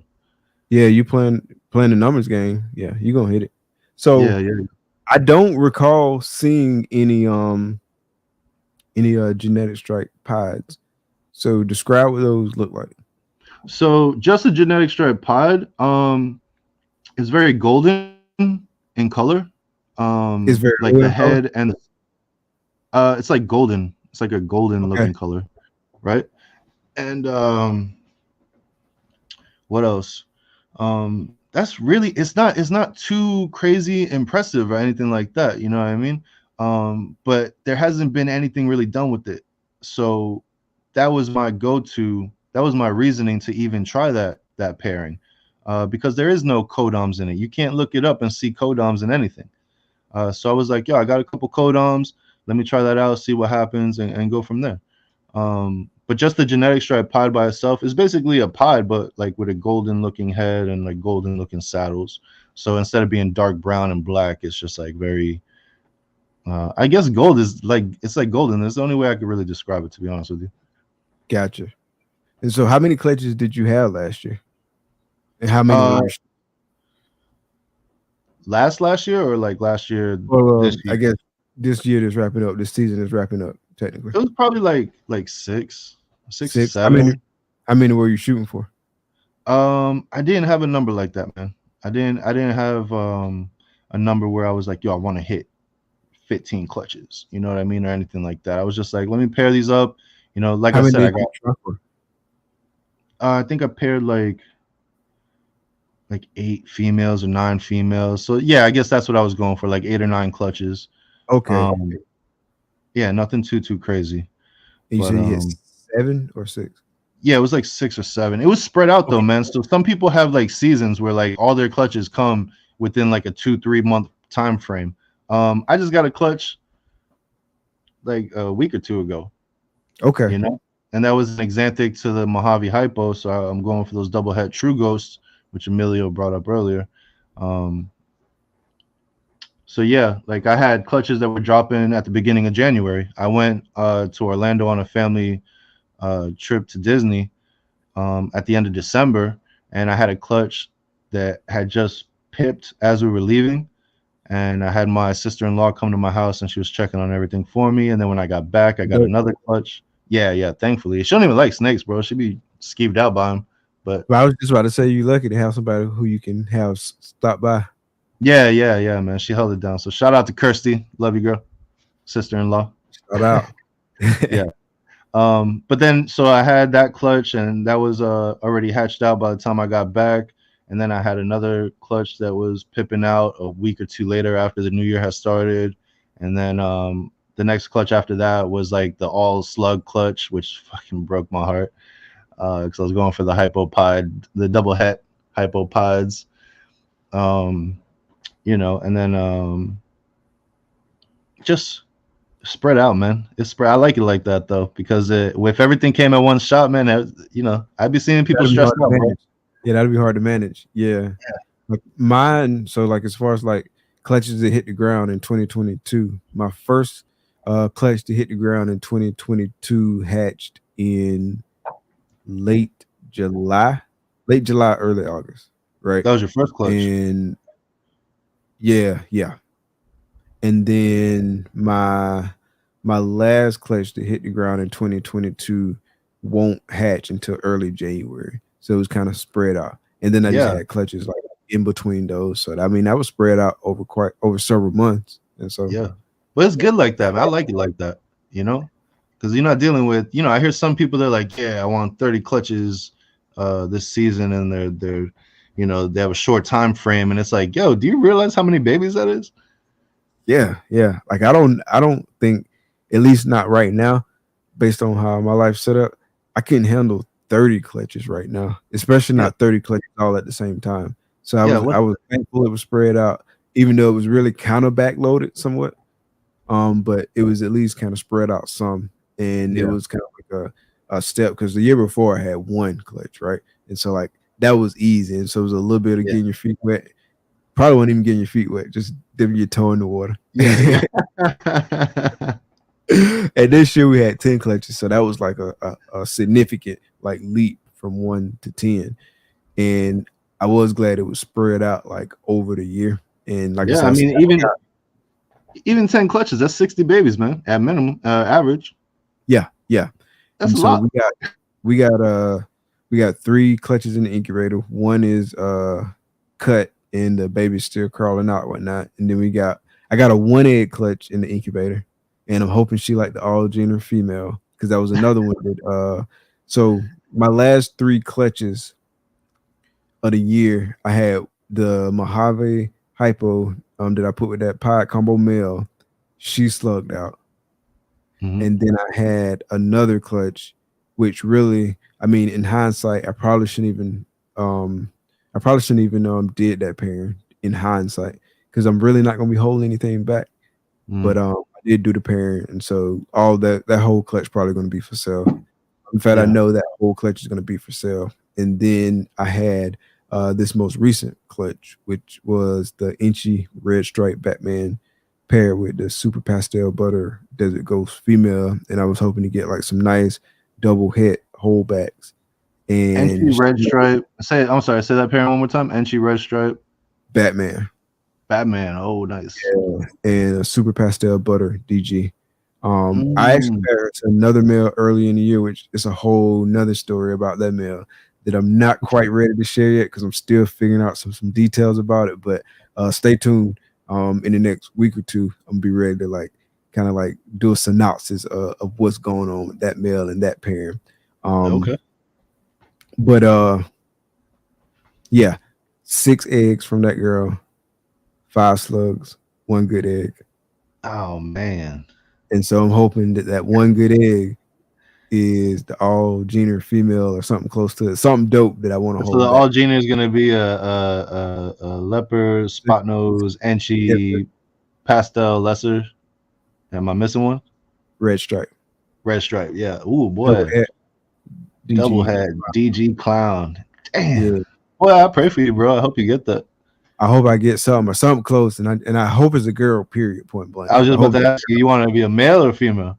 I want a girl. Like please, I need a girl from that one. Um, we'll see. Like I was really looking forward to that clutch. I was really looking forward to hopefully getting like 2 to 3 females that I can hold back. But I mean, that's how the game go. You know what I'm Yeah, saying? man. That's it. You gotta roll with the punches, dog. Yeah, yeah, yeah. And so, yeah, So if you don't hit what you were looking for, if you don't get what you were looking for out of that 1 egg, because you got long odds, bro, that's a gamble, super gamble, yeah. right? Oh yeah, yeah, You're yeah, gonna go for that same parent again next season? yeah. So really, like, if it's any female, like any female, pretty much. I mean, I'm not too stoked about like a pastel DG clown or pastel double head DG clown, but probably any female from that I'll probably hold back. Yeah, But preferably I would want something with a little bit more codoms in the mix. I yeah, haven't decided what I'm gonna do yet next year in terms of like that pairing because I do have a Mojave Hypo Clown male that I was thinking about doing, knowing that I would get some bells out of that pairing, most likely, but I would know that they're double hit Hypo Clown. I mean double hit or triple hit, I'm GG. sorry. Yeah, so triple hit DG Hypo Clown. And so like I Yeah, might and I would know that they're all pastel, right? So they would all be pastel because she's super pastel. I might have some bells, which would be Mojave Butters, and then they would all be like triple hits, right? Because it's a double visual male, and then it's right. the DG female. And So so I everything's would guaranteed pastel if it's a bell, and then if it's a bell, you know it's Mojave and butter together, so that's automatically yeah, 3 codoms, and then it's yeah, automatically triple head because everything is visual. yeah. And so that's why I wasn't like super like hesitant about like trying that, but Yeah, I don't know yet. I'm still like thinking about what I'm gonna do with that girl for yeah, next you year. can't be too upset with that, man, because at the end of the day, pastel and DG are match made in heaven, bro. You know, and to have a blue eye Lucy with Mojave and butter, like to put those with the DG hypo and clown, like either way, it's all good. That's all good news. Yeah, 100%. So somebody in the chat who blew, do me a favor and delete the triple X stuff. I appreciate it. You see it? Can you see the Yeah. comment? Hey man, some of these guys might need that link, bro. Find yourself a hot girl. I would advise y'all not to click the link. I was just playing, man. I was just joking around. Do not click the link. Step away from the link. Yeah, that's wild. But yeah, so I don't know what I'm gonna do with that female yet, bro. But I was thinking about like doing something to get into to do something to get into that project. But I got some other like avenues into the DG Hypo Clown project, and so I don't necessarily have to go that route. Right. So I'm still trying to figure out like what I'm gonna do next year with her. I don't know. I might run that same pairing back, to be honest. That's the beauty of what we do, Mike. Is that there's so many different avenues that we could take, man. There's so many different combos that we could create. There's so many different genetics that we could play with. It's like an artist's dream. And that's the thing, man. Like if you're breeding snakes, you are an artist. That is art. You know, you got to create that in your mind first. If you're one of those people, you got to create that in your mind first and then bring it to life. And then, you know, that's how we express our art through these animals. And it's beautiful.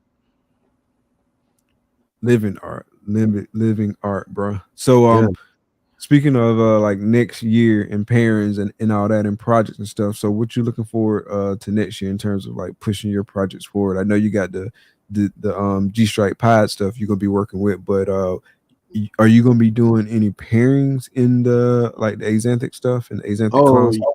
Yeah, definitely, man. It probably won't be at the beginning of the year because I still got to get my little man up to size. But this is so that's what I said to you before was like Axanthic Clown is going to be the foundation, and let me break it down for you real quick. So it'll be the Super Blade, Axanthic Clown to G Stripe to Hypo to Pied, to DG. What else? I don't know if I'm gonna do the lavender. I might hold the lavender girl for maybe like get a sunset and go for the lavender sunset double head clutch. But once I have that down and I have all these double and triple head armies growing up, once I start creating the visuals, then that's where the next step of my master raid plan for Alluring Serpents is gonna come into effect, right? Because now everything is gonna be, let's say I start hitting these double and triple visuals, right? So just as an example, hypothetical, I got the Axanthic Clown genetic stripe. We won't even talk about the codons, right? But now I also got Axanthic Clown Pied, right?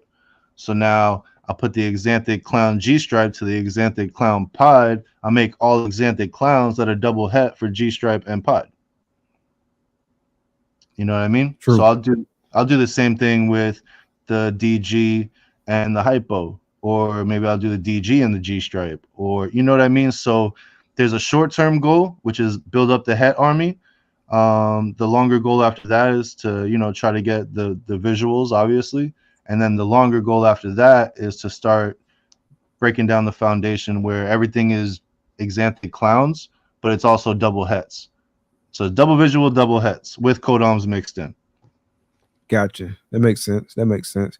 And so speaking of like the codoms and whatnot, what are your thoughts on like kind of like the more speculative, pricier codoms, like stuff like Stranger right now? So Stranger been carrying like a pretty high price for a while now, right? Do you think Stranger is at a good price right now in terms of like investing? I'll be honest with you. I have zero focus on codoms right now. I'm so hyper focused on the recessives that I don't even know what the prices are for some of these amazing codoms that are out there. Just to be fair and honest with you, like I can't tell you what that goes for right now, right? Do I think Stranger's a beautiful gene? Absolutely. But I haven't done research on it because it's not where my direction is it's not the direction that I'm taking, right? So I'm just focused on the recessives right now. I want to get super deep into double and triples and you know, eventually set myself up for the quads. Like, yeah, obviously I want to put codoms into stuff. I got leopard, I got redhead, I got spot nose, I got, you know, pastel, I got blade, you know, I got enchi, you know, I got codoms, but it's just not my focus yet. Gotcha. Yeah, I heard and I didn't see it, but somebody told me about it. But I heard Will Banks had some Stranger Clown meals on sale for like Black Friday or something like that for like the Man, logo, relatively speaking, for Stranger Clown meals. I think it was like $2,250 or something like that. A whole bunch of Stranger Clown meals, which is pretty low. You know what I'm saying? Like compared yeah, to what they two were like facts. I wish I last had it. year. Yeah. Yeah, And yeah. so Listen, man. Let's talk about recession real quick, just because we're talking about Black Friday deals and all these BOGO deals and all this other stuff. So, you got some bigger names, you know, putting some info out there. There's two types. There's the type that feeds the fear mongering, and they kind of like CNN, and they're like, "Yo, brace yourself, hold on to your seatbelts and don't pair too much, and this and that and whatever." And that's cool, to each their own. That's his opinion. And then you got other big dogs that are like, "Yo, now is the time to buy. Like, prices are dropping. Now's the time to invest. Now's the time to get your money in because the prices are low. The market's gonna go up and down. It's what it does every few years or whatever. And that's where my mindset is, um, more than the other way. So I wish I had 20 stacks right now because I would be buying all kinds of fun, crazy stuff because it is so low. You know what I yeah, mean? I feel like those two scenarios you just said really kind of part of the same school of thought in a way, right? So like the first one in terms of like not pairing too much right now. Mhm. Um right now I have seen like some of the more like readily available like lower end snakes. At least from a market perspective, lower end snakes, they aren't from what I've seen moving as quickly, at least not on Morph Market and stuff like that. And you are seeing like a slowdown with those, at least from like people who I've talked to, and just kind of like what I'm seeing. And so I feel like that's kind of like one reaction to like the recession is like really focus on like your bet, like the best of the best of your parents, right? So And let's really let's be like setting yourself up for the future.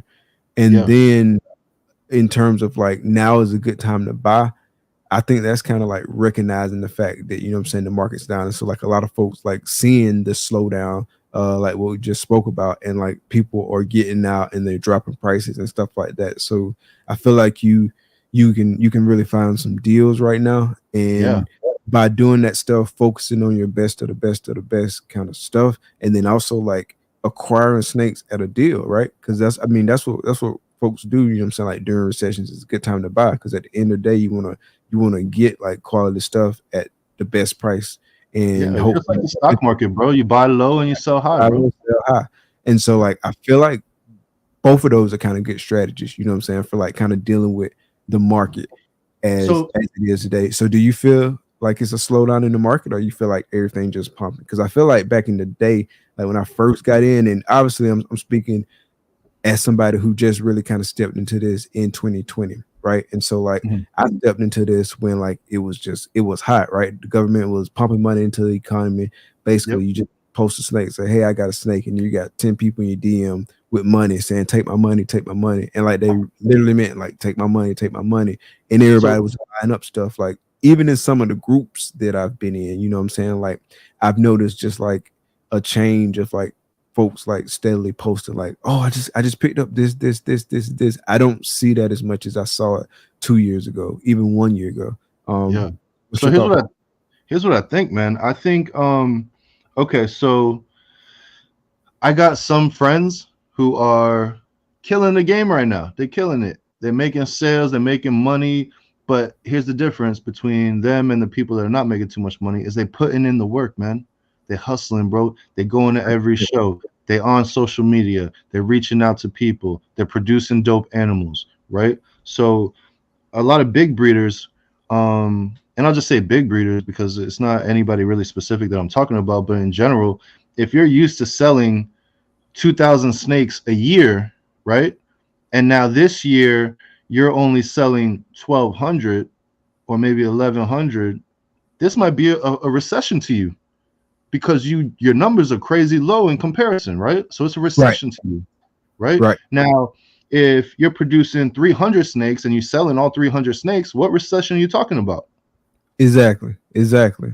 right? So it's a numbers game. So you got some people saying it's a recession because they're not moving stuff. Now you got to also think when it comes to the pet trade, okay, the pet trade is not out there buying $200, $300 snakes right now. So if you one of those, yeah, if you one of those big breeders and you pumping out lower value snakes because that's a part of your business strategy is to hit the pet market, and the pet market is not buying your stuff, okay, yeah, we're in a recession right now in your mind, right?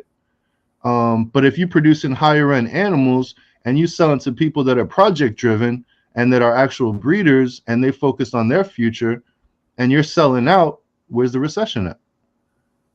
So So it's definitely the higher end snakes that are moving right now, more so yeah, than the lower end snake. It's the right, lower and end, snakes, like I was saying earlier, it's the yeah, lower end snakes that's not moving as easy as they were like right, 1-2 years ago.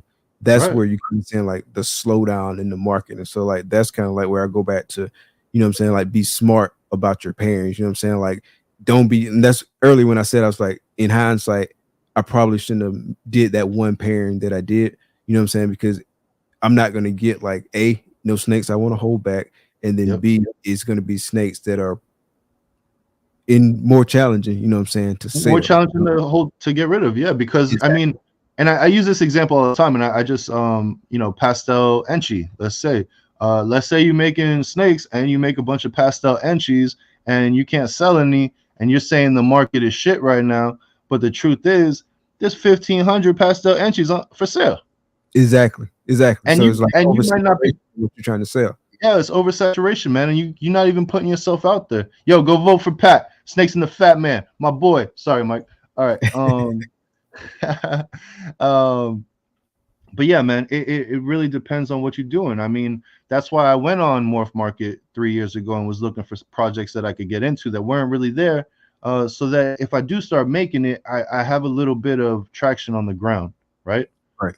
I'm not just producing a pied, because just a pied, how many just pieds are there out there on Morph Market right now? There's like 50,000 snakes on there. How many are just pied? 4,000? Yeah. Yeah. You Yeah. know? So I don't want to So produce just a pied. I want to and in a produce a market genetic. like that, where it's a ton of supply, then obviously that's going to affect your price. And so in order to be able to move those animals, you it puts pressure on the price, right? Unless Yeah. you want to sit there, you know what I'm saying? Yeah. And And then it so starts drop, the price drops, and then the next person's coming. And now here's another thing, right? So you got to look at it like this. Um, there's so much information out there now, and so much good quality content that people that are now getting into the industry are not out here buying $300 snakes to start breeding. not to start breeding, not at all. No, you got people out here spending 20, 30, 50, $100,000, and they're just getting their feet wet. They're just getting into the game, but they understand the game now because there's so much information out there that's useful, right? So Exactly. they're not jumping in just buying a pied and pairing pieds together. No, they're purchasing a 5-figure animal to put to these 6 4-figure animals, and they're looking to make high-end stuff because that's just the way it is, you know. So you got to And look at it from all aspects. yeah, and so initially when I got into it, we didn't buy like the higher quality investment type animals, right? Like I Me started neither. like kind of low. Me neither. And then as I learned more, you know what I'm saying, I changed that mindset and started like making some different type of investments, you know what I'm saying? You know different, you move different. And so I started Yes, moving a lot exactly. different. You know what Yeah. I'm saying? And so And you like don't know what you don't know. yeah, yeah. And so that's the way like we start trending because that's where, you know what I'm saying, like if you're doing this as a business, like even if you're doing it as a hobby and you want this hobby to pay for yourself, in order for it to pay for itself, you got to have money coming in, right? You got cash inflows, you got cash outflows. And so you got to think in terms of like cash inflows and cash outflows and how you make your decisions. Yeah, there's a hobby aspect to it. Yeah, there's an artist aspect to it. But if you're Mhm. thinking about something paying for itself, then we are putting money into the equation. So you got to think in terms of cash inflows and cash outflows. You know what I'm saying? And so Now, like, go speaking ahead. of that, I'm taking L's, bro, big L's, bro, as far as money going out, right? So Yeah, money's just out, bro, out, out, out, out, out. I don't have a ton of money coming in, but the thing is, I'm not focused on the money coming in right now. What I'm focused on right now is building the army so that when the money does start coming in, it's not coming in at $200. It's not Yeah, coming in at $100 snake. You know what yeah, I but mean? you're making the moves to when the money does come in, it's gonna come in the right way, and that's where I was going with that. Like you got to make Yeah, the move. You know what I'm saying? That's gonna lead to a situation in the future. You know what I'm saying? Like it's a long game, right? And yeah, so you got to put in the work, but you got to make smart moves, right? Because what you're doing today is gonna set Alluring Serpents up for tomorrows and the brighter tomorrows, so you can put yourself in that position to where that's coming in the way you wanted to come in. But you got to yeah, start making those moves today. And that's what I'm saying. Like exactly. initially when we first started, we didn't make those kind of moves. But Mo, and then you Yeah, you just do adjust. more. Yeah, Yeah. exactly. So that's what I'm focused on right now is just getting my name out there, let people see who I am, let people know who I am, let people see that I'm actually working on these projects and that I'm building up to the big grand finale of me producing these double, triple visuals and all this other stuff. Like Yeah. that's really what it's about because And I you gonna yo hit them, bro. You gonna hit them. And then folks gonna be like, whoa. Like folks who know yeah, you now, they gonna be like, I knew it was coming. But some yeah. folks gonna be like, whoa. Yeah, where the hell this guy come from, right? Yeah. Oh, I've And it been wasn't here, no big dog. overnight success, right? Like Yeah, it ain't no overnight success. It might look like an overnight success. yeah. You know But what that's I'm because saying? you ain't see my struggles. You ain't see me freaking fingers in the dirt, crawling in the mud, Yes, you know. sir. But I noticed that when I was purchasing, so this is like super important to anybody and everybody out there who wants to take this up as something serious. Ray, I need updates when you start the rec.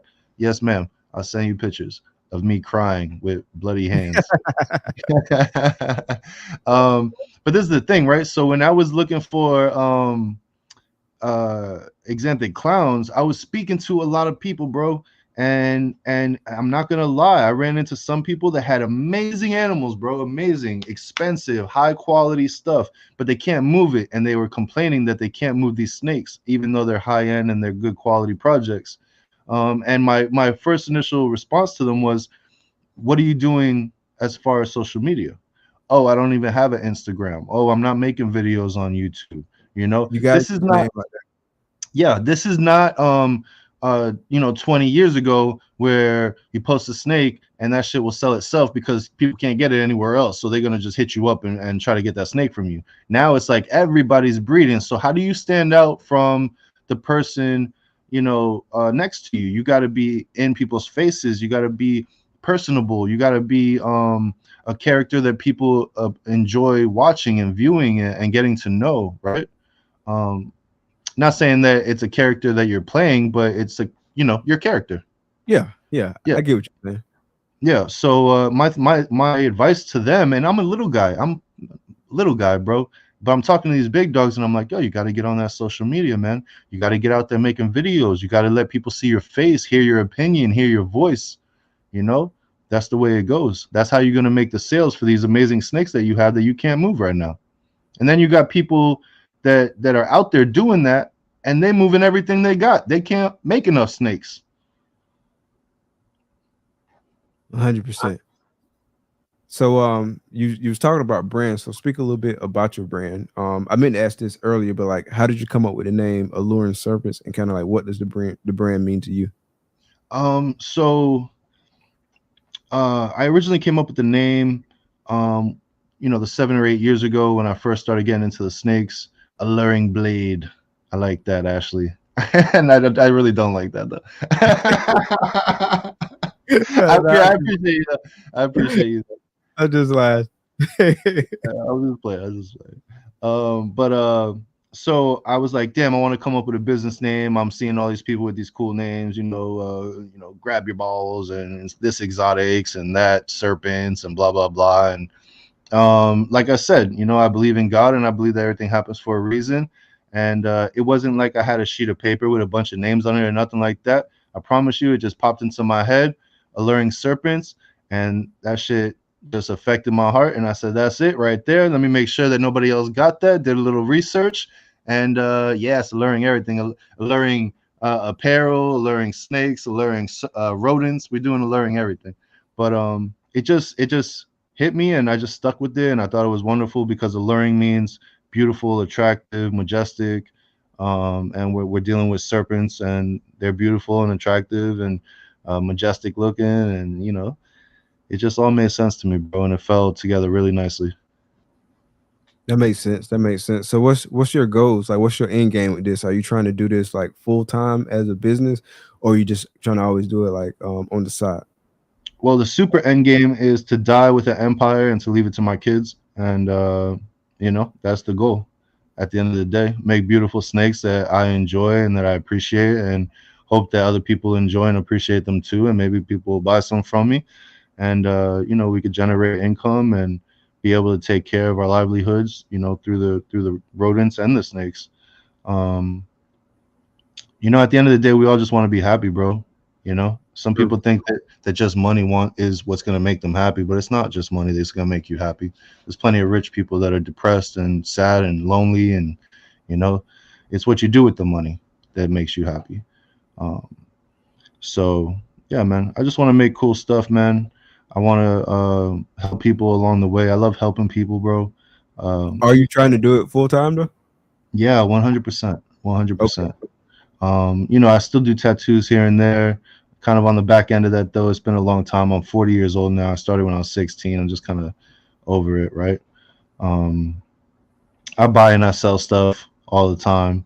I'm very handy. I do carpentry work, so I'll paint houses or I'll help my father-in-law build kitchens or whatever it is. Build new bathrooms. I live in Boca Raton, man. So this is like money right here. This whole city, like, which growing up here kind of sucked because it's like not having money in a place where all the money is. It's kind of interesting. How far is Boca from West Palm? Oh, it's about 30 minutes, 40 minutes tops. It's not Okay. far at all. Bro.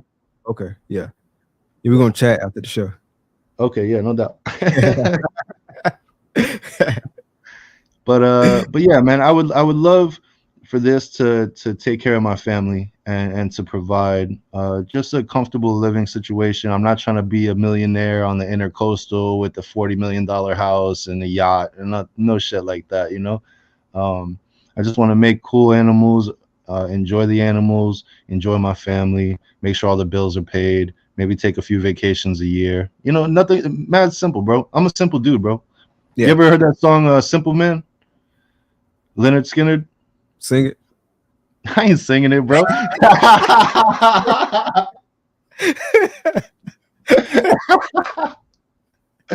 I ain't singing for you right now. That's wild.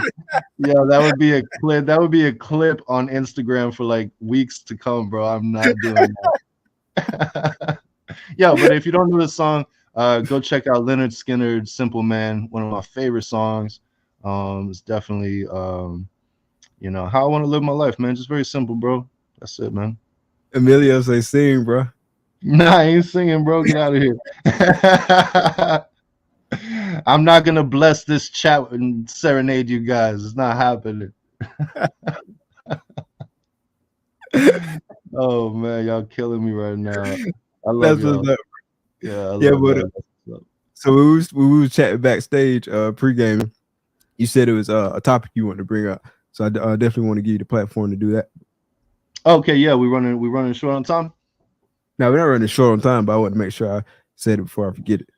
Yeah, so we coming up on the holidays, and there's a lot of we were just laughing really hard right just now, but we're gonna get a little more serious right now. And yeah, I was crying too just now. I got a little tear from laughter. That was good.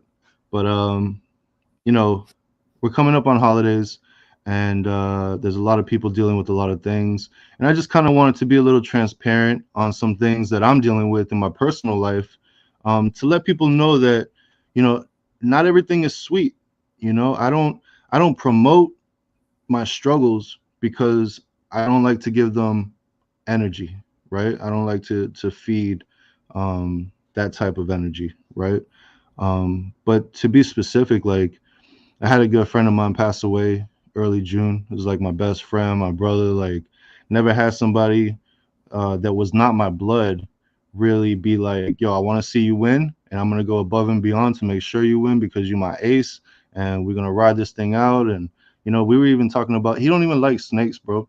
And he was talking about helping me with snakes and investing money with me to get me going and this and that. And he ended up passing away in June, and that was Oh man. super, yeah, super hard, man. I won't get into details about how it all happened and stuff, but that was a big thing that is heavy on my heart. And actually, if you follow me on Instagram and you check on my stories, I always got a little T, a capital letter T in the corner of my stories, and that's for him, man. His name's Tito Padilla, bro. And that was my boy, my ace. And it's kind of interesting, man, because again, I said God is real. I'm very vivid about paying attention to things and connecting dots on how things work. And my boy passed away, and that was my ace, and I was feeling definitely lonely. I still cry to this day about him. Yeah. But Sorry to hear. yeah, appreciate that. But it's interesting because Emilio Villarino just kind of popped up in my life out of nowhere because I posted, hey, looking for a Xanthic clown, this and that. And he messaged me and was like, yo, I got this Xanthic clown. Long story short, I ended up getting it from him. But that was like one of the best things that ever happened, was getting that snake from him, because it's not even about the snake or the price or anything like that. But like, Emilio has filled a void in my heart that I lost when I lost my homeboy, you know? And he checks on me, and we check on each other, and we talk and we communicate and we talk business, and so like, Emilio, that's my dog, yo. Like 100, right? So that's something I was dealing with um from June until now. My uncle had just passed away. He passed away on Thanksgiving, actually. Um and the thing about that is, like, I don't want to say that I held a grudge with him, but I didn't agree with some things that the way that he did certain things, and I just kept my distance from him. And my dad had called me up and was like, "Yo, your uncle's in the hospital. He's got like Mercer in his leg. It might travel. We don't know what's gonna happen. He might pass away." Wow. So um, I gave him a call. He was in the hospital. I was like, "Yo, Theo, I love you. I'm sorry that I was the way I was with you. Do you forgive me? Like, please forgive me. I'm really sorry about that. Yada yada yada." And we hashed it out, and he forgave me, and he said he loved me, and this and that. And it was good I'm glad news I that got he, to talk, bro. huh? So I'm glad y'all got a chance to talk. Yeah, yeah. Actually, he ended up dying 2 days later on Thanksgiving. So like, you don't agree with certain people and how they live their life, but if you love them, then it's super important that you know you show them that love, even though you don't agree with what they're doing. You know what I mean? Yeah, 100. Now, if they're hurting themselves, and um, maybe on drugs and things like that, yeah, obviously you don't just love on them. You got to try to help them with that, or they got to help themselves. Right. But if it's not harmful in that way, don't hold grudges with people. Love them, and call them, and make amends, and say you're sorry. And that's one of the biggest things, man. Is people can't say I'm sorry. I'm sorry for being a dick. I'm sorry for saying this. I'm sorry for acting like that. I'm sorry for these actions that I took. And I can't even imagine, bro, if he passed away and I didn't even get a chance to apologize, let Right. alone ask for his forgiveness. Just like, hey, look, whether you forgive me or not, I just want you to know, like, super sorry for being who I was to you. And it's not even that I was a bad person to him. I just kept my distance. And even that silence is a negative, you know. Right. So if you got family members out there that maybe you got some hard times with, like, if they passed away, man, that shit will eat you up. So 100%. go out there and call them, and apologize for your bullshit, and ask for forgiveness, and forgive them. Sometimes they're being completely ripped apart inside because they think you hate them so much. So maybe you should be the one forgiving them for their actions, and saying, "Hey, look, let's turn a new leaf, and let's move forward." So you won't know any of this stuff unless I tell you, right? And I'm being transparent here, and it fucking is killing me inside, honestly. But I want people to know that shit ain't always sweet, and we all deal with these things, and this is real life. This is not a joke. This is not a game. So my uncle died on Thanksgiving, and then I was on here on Friday shooting the shit with everybody, and nobody would ever know, man. And it's like, no matter what's going on in your life, stay focused and stay the path. You know, you 100%. you can't let things derail you. and what you're trying to accomplish, no matter what it is. Um, I got a 15-year-old son who's turning 16 in December. We were butting heads. We were like, it was like some wild shit going on, bro. And this is recent. And it got to the point where he had to go live with his grandparents in North Carolina, or he was going to military school, or he was going to end up in jail, or me and him was going to, wild out on each other. And it's just real life, man. Right. And I just want people to know, yo, not everything is sweet, and we're all going through something, and we're all dealing with personal issues in our own ways, and just be kind to each other. There's no reason to be a dick. There's no reason to be Not at uh all. yeah, there's no reason to make people feel less than. You know what I mean? So I just wanted to share those couple little things with everybody, just to let them know, like, yo, the holidays is coming up. I'm not gonna see my uncle. I'm not gonna see my friend. I'm not gonna see my son. My son's birthday is 2 days, 3 days after Christmas. Like, we're all dealing with shit, and it's super important to know that you're not alone, and that there's other people going through things too. And if you want to talk about shit, reach out to people, and Yeah. have that conversation, and say, hey, look, man, can I talk to you for a second? And dish out whatever you got to dish out. Sometimes just letting it out Yeah, is, 100%. is beneficial. There's a lot of stress that people keep inside, and it builds up, and It that's builds that's up one and of the eats at you. yeah, it eats you up, man. That's one of the things I love about the reptiles, is like, no matter what I'm going through, I could sit in this room right here in complete silence and just stare at the animals, or hold a snake in my hand and just watch it live its life, and just kind of like push everything away for a second. Yeah, Yeah, definitely give you a chance to unplug. yeah, man. Yeah. So, holidays are coming up and times are hard for everybody. Some is more harder for than others. But at the end of the day, like, we're all going through shit together. And don't ever think that you're the only one going through something, because that's not the case. Just people don't like to share it, and people don't like to show it. And they don't like to get emotional about shit, and they don't like to show weakness. But it's not weakness, it's strength in my eyes, you know? Yeah, Like, yeah. Being it takes vulnerable and being willing to open up, yeah, that's it takes strength. courage, It bro. takes a lot to do that. Exactly. Yeah, it takes It takes courage, a lot bro. to do. So definitely salute you for being willing to share that, right? And being willing to like say that in an open forum on a Yeah, yeah. platform like that, No, I because just I a lot of people can do it. So that takes a lot of courage, and you definitely made some very great points. So salute to you, bro. yeah, And no, thank you, sorry man. I about your appreciate it. losses, and I hope things are able to get better with you and your loved ones, where y'all having issues and y'all can still have an opportunity to work it out. Yeah, Um, yeah. anytime you want to talk, bro, just hit me up, bro. Yeah, of course, man. And every day above ground is opportunity, bro. Like, even though me and my son are beefing right now, and this guy thinks I'm the bad guy in his story, like, it's cool, man. Like, I still call him, I still tell him I love him, I still ask him how his day's been going, I still want to know what he's up to, I want to know, how things are going in North Carolina. Um, for very much still focused. Um, you know, um, but right now, I'm the bad guy, bro. I'm the bad guy in his story, and that's okay, man. And I'll be that. But when he gets older and he looks back and he sees who his dad was, he's gonna be like, "Damn, I get it," you know. And that's all that matters. And he'll be like, "Yo, even when I treated my dad like shit, this dude was still fucking loving on me." Like, like, I don't tolerate disrespect. I'm not one of those pushover dads where you're just gonna walk all over me. So I hold my ground. I don't let strangers disrespect me. I ain't gonna let no damn kids disrespect me. You know what I mean? Yeah, But yeah, at the end of the day, I'm not gonna love you less, but I'm not gonna tolerate it either. You know what I mean? right. I mean, Yeah, not tolerating it is a form of love. You know what I mean? yeah, yeah. It's like, hey, man, tighten up, bro. Like, I'm giving you cheat codes. I was talking to Jay earlier about it. Like, yeah, I'm giving you cheat codes to life, man. You just choosing to do everything the hard way, and like, that's your life and that's your choice. And the moves you make right now are gonna dictate your adulthood, and it's on you, man. Like, I can't do that for you. Right.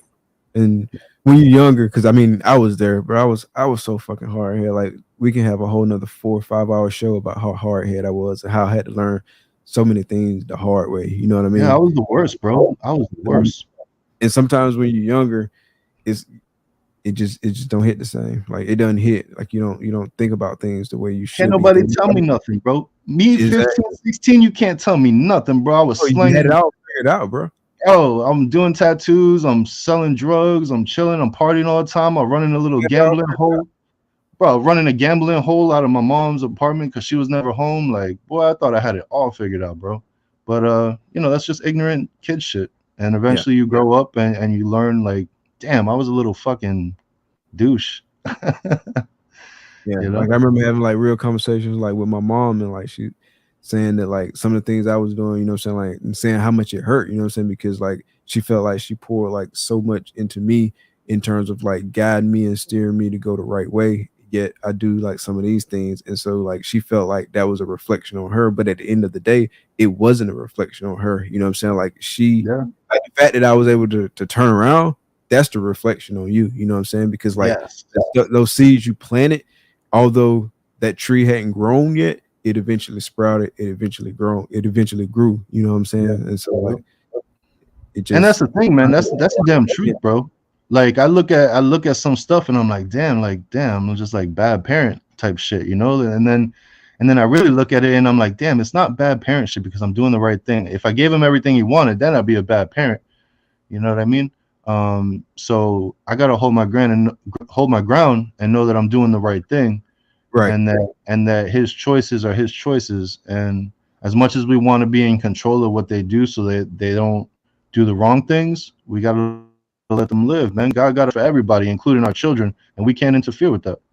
right, 100%, a hundred Yeah, percent, 100%. That's real talk, bro. yeah, man. Definitely. Yeah, this is real life, man. We're not out here just playing games, bro. Like people get affected by how we live and by how we act and how we do things, and that's why I'm always like, yo, care about people, man. Treat people with kindness and respect, and love on people, man. It's okay to love on people, yo. Right, 100%, a hundred Yeah, percent. real shit, man. What else we got? I did want to ask you a few questions, so kind of switching a little bit Yeah, yeah, about like follow. some things surprised you when you came into the industry, like some things you didn't expect that really surprised you. Good or bad? Either or, Um, both. yeah. Damn, Pat, why you gotta call me soft, dog? I love you, What is Pat. it? What He Pat said, said? he said Ray getting soft. Hey, hey, hey, but people won't say that shit to my face. Oh shit. Anyway, some things that surprised me in the industry. People's willingness to help me. If I reached out, like, look, at the beginning, I used to just call people, bro. There was no Patreon, right? So I used to just call people out of nowhere. It didn't matter who. I called Justin Kabilka, not even thinking that that's a big deal because I don't celebritize people, right? True. I called Brian Gundy, I called Garrick DeMeyer, and the reason I call them is not because, oh, you're the big dog and I just think it would be cool to talk to you. Is because, yo, you're a big dog and you would know better than anybody, right? That really shocked me that, because I'm shooting in the dark, bro. I'm shooting in the dark. I don't know if I'm gonna hit the target or not, but I still take the shot, right? And I would call them out of nowhere and just ask them random questions, and they were so nice, man. They were So so that's nice. dope. And yeah, they were willing to help me, bro, and just answer whatever silly little questions I might have had, and guide me in a direct. And it's not like I was purchasing snakes from them or nothing like that, man. But they were just willing to talk to me about snakes for an hour, 40 minutes, 30 minutes. Oh, nice. Um, yeah, yeah, it was really cool, man. That shocked the shit out of me. But now we in the time where we got Patreon, and time is now paid for. You know what I mean? So don't go out there just freaking calling anybody and say Ray told me to do it, because I'm not telling you to do that. I'm not telling you to do that. I'm not telling you to do that. Oh man, Pat, when you say that to my face, I'm gonna give you the biggest hug, bro. But yeah, that was really shocking, man. And the way that this community has welcomed me with open arms is what I'm saying. That's been a super blessing, man. That's one of the dopest part about it to me is the community. Yeah, man. Yeah, man. I can't say enough names. I'm not even gonna drop any names right now because I wouldn't have enough time to name everybody. I'm just gonna say that the people that fuck with me, like, I appreciate y'all so much. Like, y'all really show me love, and I feel it, and I'm grateful for it every day. Like, abundant gratitude, like 100%. Yeah, 100%. yeah. Oh, and something that kind of shocked me in a negative way was and it's not even that it happens often, bro, but I saw it and it was just like from experiencing so much love to then seeing people just be fucking douchebags to each other for no fucking reason, just for clout purposes. Like, yo, what kind of petty ass fuck shit is that, bro? Like, what are we in middle school right now? You think you one of the cool kids? Like, that's what I'm saying, bro. Like, I was a bully of the bullies, right? So um I see some of that shit going on, and there's definitely a shock factor there because it's like the fucking audacity, bro. Like, yo, it makes you look really bad, and it's a very bad look to people not in the industry looking in, and they're not mindful of that shit, bro. And they talk shit to each other, and if you don't like somebody, that's cool, man. Talk to your social circle about it and keep it fucking moving because the more energy you give it, the less energy you spending on yourself and your success. So that was a Yeah. little shocking to me that grown ass men are sitting there wasting their time, with grade school drama. It's just Yeah, silly, I was just bro. about to say, man, we ain't in high school no more. Yeah, it's silly, bro. Like, yo, if it ain't worth killing you about, I don't give a fuck, man. I'm gonna keep it moving. Yeah, I don't even see how grown ass people got time for like that kind of stuff because I ain't got time for it. So I don't know how you got time for it. Maybe folks got more free time on their hand, but I don't have time for it. So it's just Yeah, like I it don't is know. what it is. You know what I'm saying? Like Yeah, you yeah. can If have you a got time drama. to hate, bro, it's because you're not filling your fucking schedule with shit that you need to be doing for yourself, bro. Exactly. Like you need more things to do. I got some extra things that need to be done around here. I Yeah. can allocate. I can delegate a bit. Oh man, I can't wait. I can't wait till this rat shit blows up and the snakes blow up and I can start delegating stuff to my family. My kids, like, I know they'll eventually get involved, like, helping me maintain collections or helping me maintain the rodents or whatever they want to help with.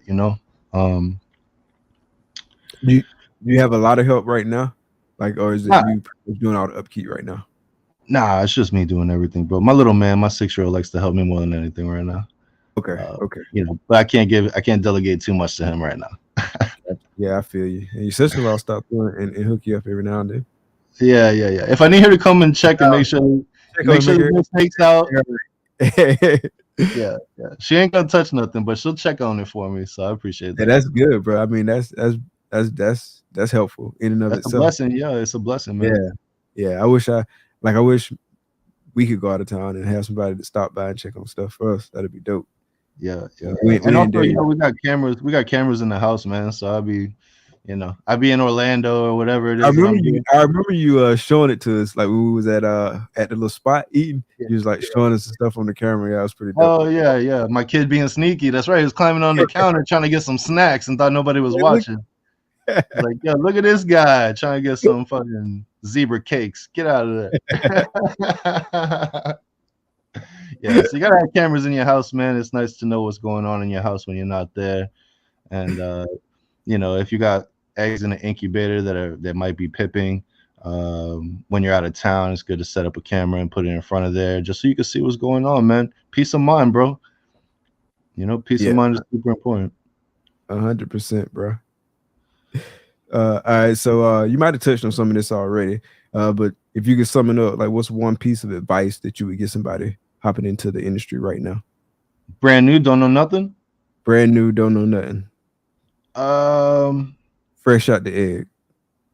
Fresh out the egg, a pipper. I would say the first thing you need to do is just go on YouTube and watch as many ball python videos as possible. Every ball python video that pops up, you watch it. And you're going to find stuff about clutches. You're going to find stuff about combos. You're going to find stuff about specifics on specific genetics. You're going to find podcasts like this. Just educate the shit out of yourself and start getting your name out there in the sense that you're reaching out to people and you're communicating with them because those are going to be the people that mentor you eventually.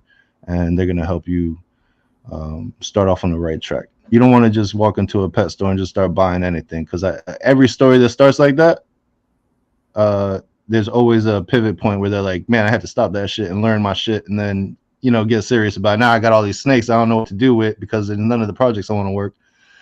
Yeah, So yeah, yeah. education, man, educate yourself. Yeah, that's how we started. Like I was saying earlier, like if I would have knew what I knew now at the beginning, I would have started out a lot differently than how we started out. But Oh yeah, me fortunately, too. fortunately, I learned it fairly early. Yeah. Like, I went like 60 something snakes in, like, damn, what the hell am I doing? I got 48 males. What am I doing with these things? You know what's really cool though is I had the opportunity now, off season reptiles, Nico and Ryan, man, those are my guys, right? They live like 5 minutes down the street from me. Awesome people, man.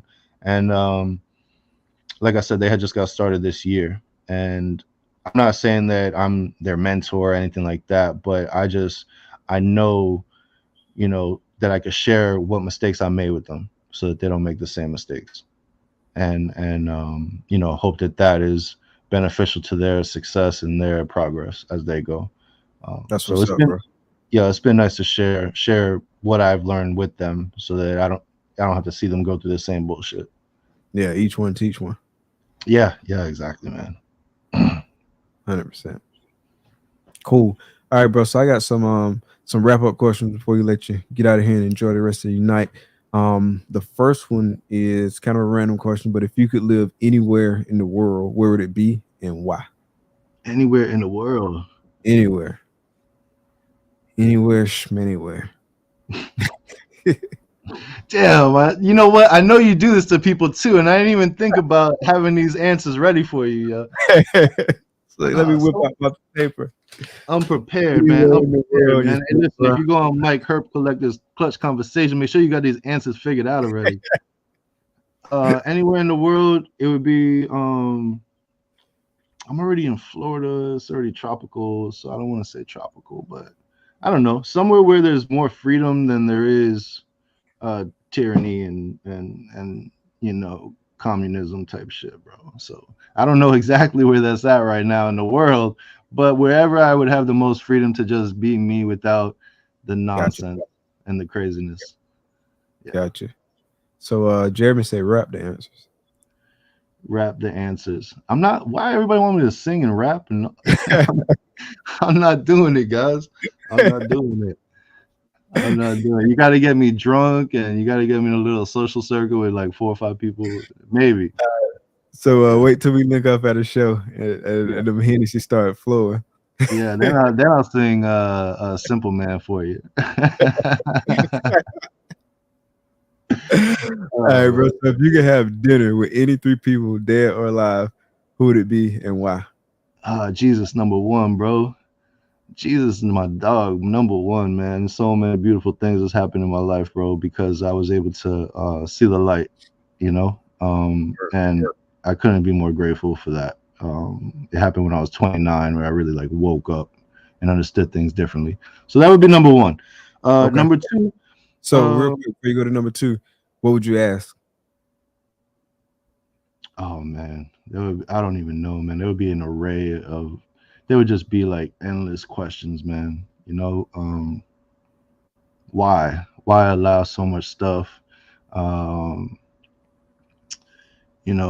was the mindset behind what you did for everybody here?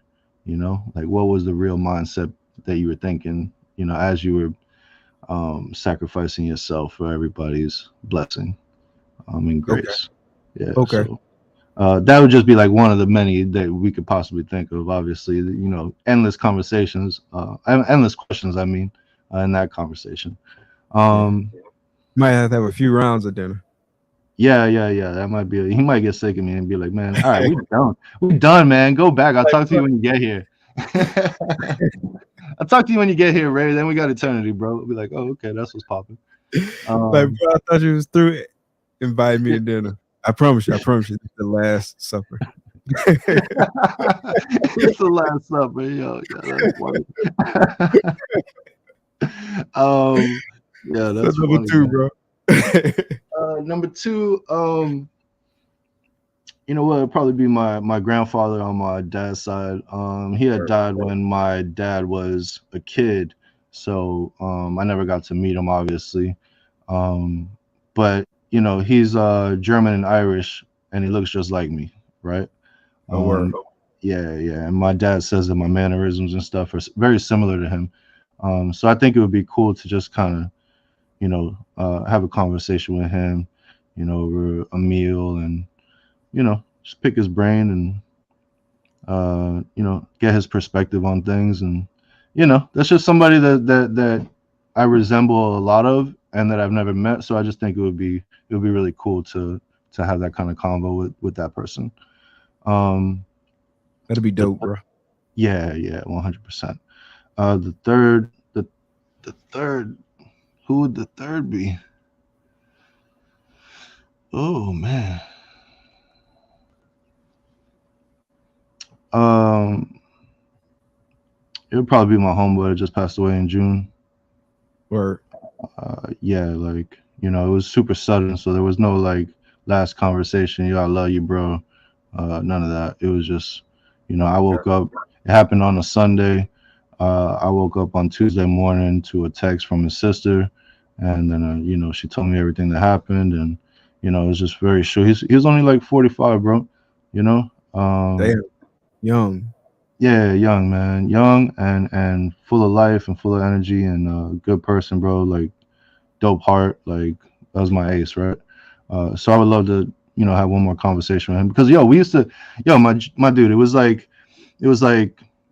every morning. It was like, yo, good morning, my G. What up? Let's get this bag, right? And we're talking about money, not no Yeah, I fucking know you. Yeah, yeah, I know yeah. you. Let's get this bag, right? So, hours long conversations about everything on a regular basis. Like, he has a daughter out here, and we get our kids together, and any type of family event, they would be invited to, and vice versa. And that's another thing, man. Like his daughter's out here, bro, and she don't have her dad anymore, and I don't financially, I can't do everything that I would like to do for her, but it'll get there. And I keep in touch with her, and I do what I can, and I invite her still to all the stuff that we do, and she's like an extended daughter to me. So yeah, so yeah, that would be my third dinner with whoever. Gotcha. And then the last, actually, I got a couple more for you. Yeah, So man, I'm here, bro. $10 million get deposited in your bank account tomorrow. What you doing Yeah. with it? Uh, I'll probably buy a lot of land and invest a lot of it into real estate, and probably ask a lot of my family members what kind of businesses they would like to run and guide them Okay. in the direction that they could be successful on their own. And you know, obviously, I would buy some dope projects. Oh, you And got to, bro. You got to. You got to get a yeah, little yeah, something. yeah. There would definitely be some selfish spending going on, but a lot of it would be more for the my future bloodline, bro. Yeah, 100%. Generational wealth, man. I never had that, and I still don't have it right now. But that doesn't mean that I can't create it for other people that are gonna come after me. So yeah, that's what I would do. 100%, bro. 100%. So if there was one question you wish I would have asked you, what would it be, and how would you have answered it? Uh, that I wish you would have asked me.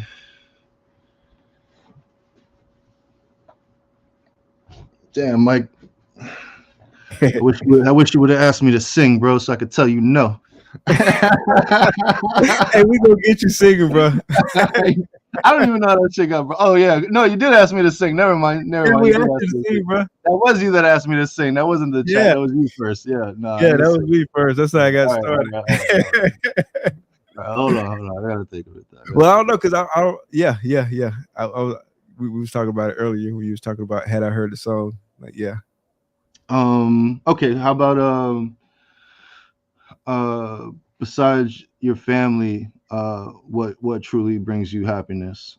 And the answer to that is um, seeing other people happy and doing my part to just play a little role in that happiness for them.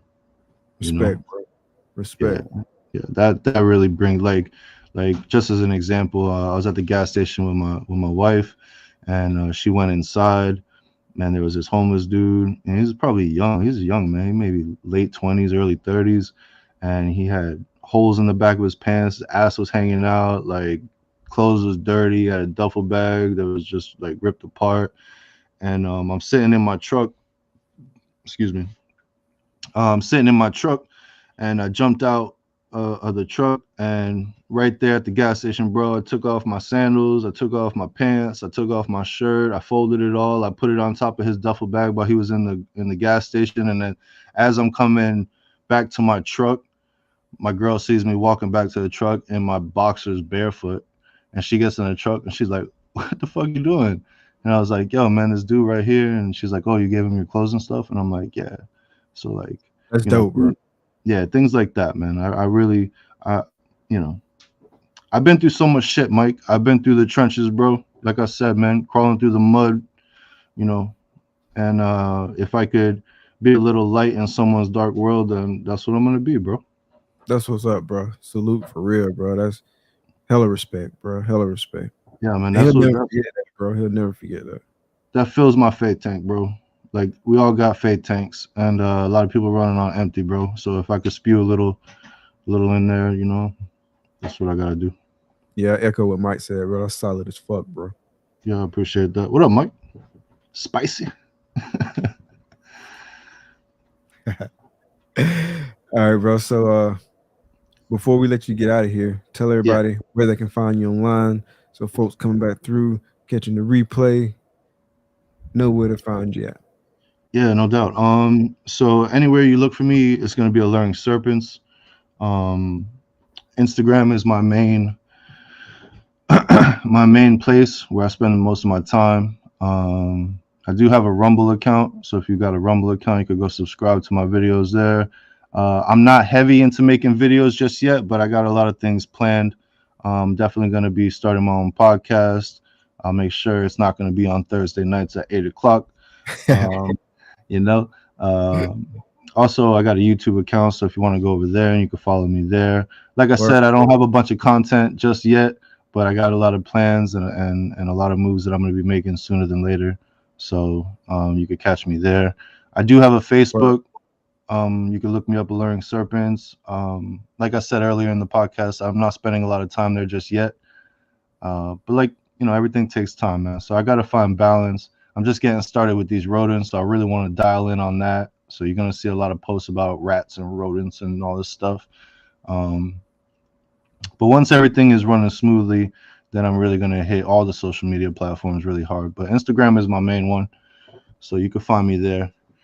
I need to And check out Rumble. Like the last probably like month or so, I keep hearing that Rumble, Rumble, Rumble, well, here, let and me tell you about Rumble. Is that you get monetized right away. yeah, Yeah, you don't have to wait for a thousand subscribers or no stuff like that. You get monetized right away. Now the thing is, you go there and you don't have a following yet. So even though you monetize right away, you still might not be making money right away because you need to build up that following. But if I was you, I mean, you got endless content, bro. I would be taking all these clutch conversations and everything you put on YouTube and just transfer it over to there and flood the block, man. yeah, I'm gonna look into that, bro. That's a Yeah, good you look. should. You should, I'm gonna man. look into that. Yeah, It's yeah, because the I had, alternative. It's the alternative to YouTube, especially when it okay. comes to like censorship and all that. So is it Uh, strictly video, or you doing like posts? Because you know how like YouTube trying to do a little bit of everything right now. So they got the video, um, they got the shorts, they got the posts, they got all that. yeah, YouTube's going pretty hard, man. I don't know if Rumble is doing the exact same thing, but I know that Rumble is definitely a video platform. They're basically like YouTube's competitor. I hope YouTube don't ban this video for you, Mike, because I'm talking I about hope not either. talking about Rumble. But, but yeah, man, you could do that, man. You got, and dude, I'll tell you this. Look, if you got a podcast, right? Not even just you, Mike, because you already actually do it, and I really like that you do it. If you got a podcast and you interviewing people and you got all these conversations, you could be endless content, bro. Endless content. All you got to do is take little snippets of all your different conversations with different people and post that on the gram, post that on Facebook, post it everywhere. TikTok. You know, I even got a TikTok, but I don't be on there too much, man. Yeah, I don't fool around too heavy on TikTok. I got one though. Yeah, yeah, yeah. It's tough. It's tough, man. It's tough to be on all these social media platforms, Oh yeah, bro. yeah. That's a Like full time that's why job they got in and of itself to do it right.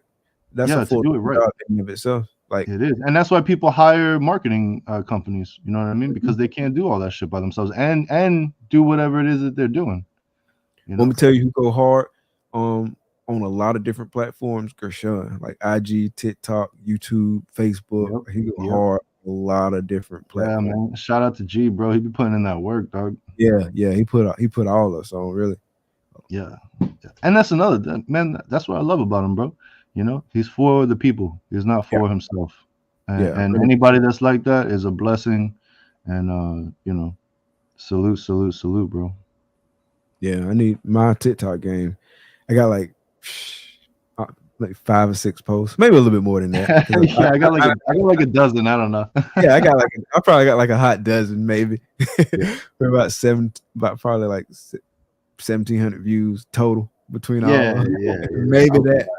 I'm slacking, bro. But every time I log on, because like every now and then I get a wild hair and log on to TikTok, and then like I got all these alerts and stuff like that, and it's Yeah. like, wow, maybe I should put some effort into TikTok because it might Yeah. You know might. who said they got a good Emilio got a good following on TikTok, and he On just started TikTok. doing lives and stuff like that. But he's Yeah, I like, think I just followed Amelia on TikTok. yeah, yeah. But Um, he the was other day, saying he hasn't really generated too much from TikTok like he has Instagram or Facebook. He said Facebook, he's killing it on Facebook. He kills it on Instagram too. Um, you know, eventually he'll have his YouTube channel and all sort of stuff. So yeah, okay, man. yeah, yeah. One day, like I said, you got to do a little bit at a time. Yeah, a little bit at a time, man. Yeah, a Yeah, little bit at a time. I'm still trying to get better at IG though. Like, I Last thing you know want to do is burn like out. You know whole what I'm talking about? conversation. Exactly, exactly. Well, Yeah, bro, because once we get into social media, we can talk another 2-3 hours. There's so yeah, much to unpack there. yeah, But I do want to let you get out here and enjoy the rest of your night. I appreciate you coming on the show. yeah, Um, Mike, man, it's been a blessing, bro. like ever since Daytona, you know what I'm saying? It's just been a whole vibe. It was good meeting in person there, like Yeah, kicking it, 100%, man. kicking it at the auction, going out to eat, you know what I'm saying, with me, you, Keith, and the fam. Had So a that couple was dope. drinks. We getting old though, man. Yeah. So I was getting tired early, man. I can't ride till 4 or 5 in the morning like I used to.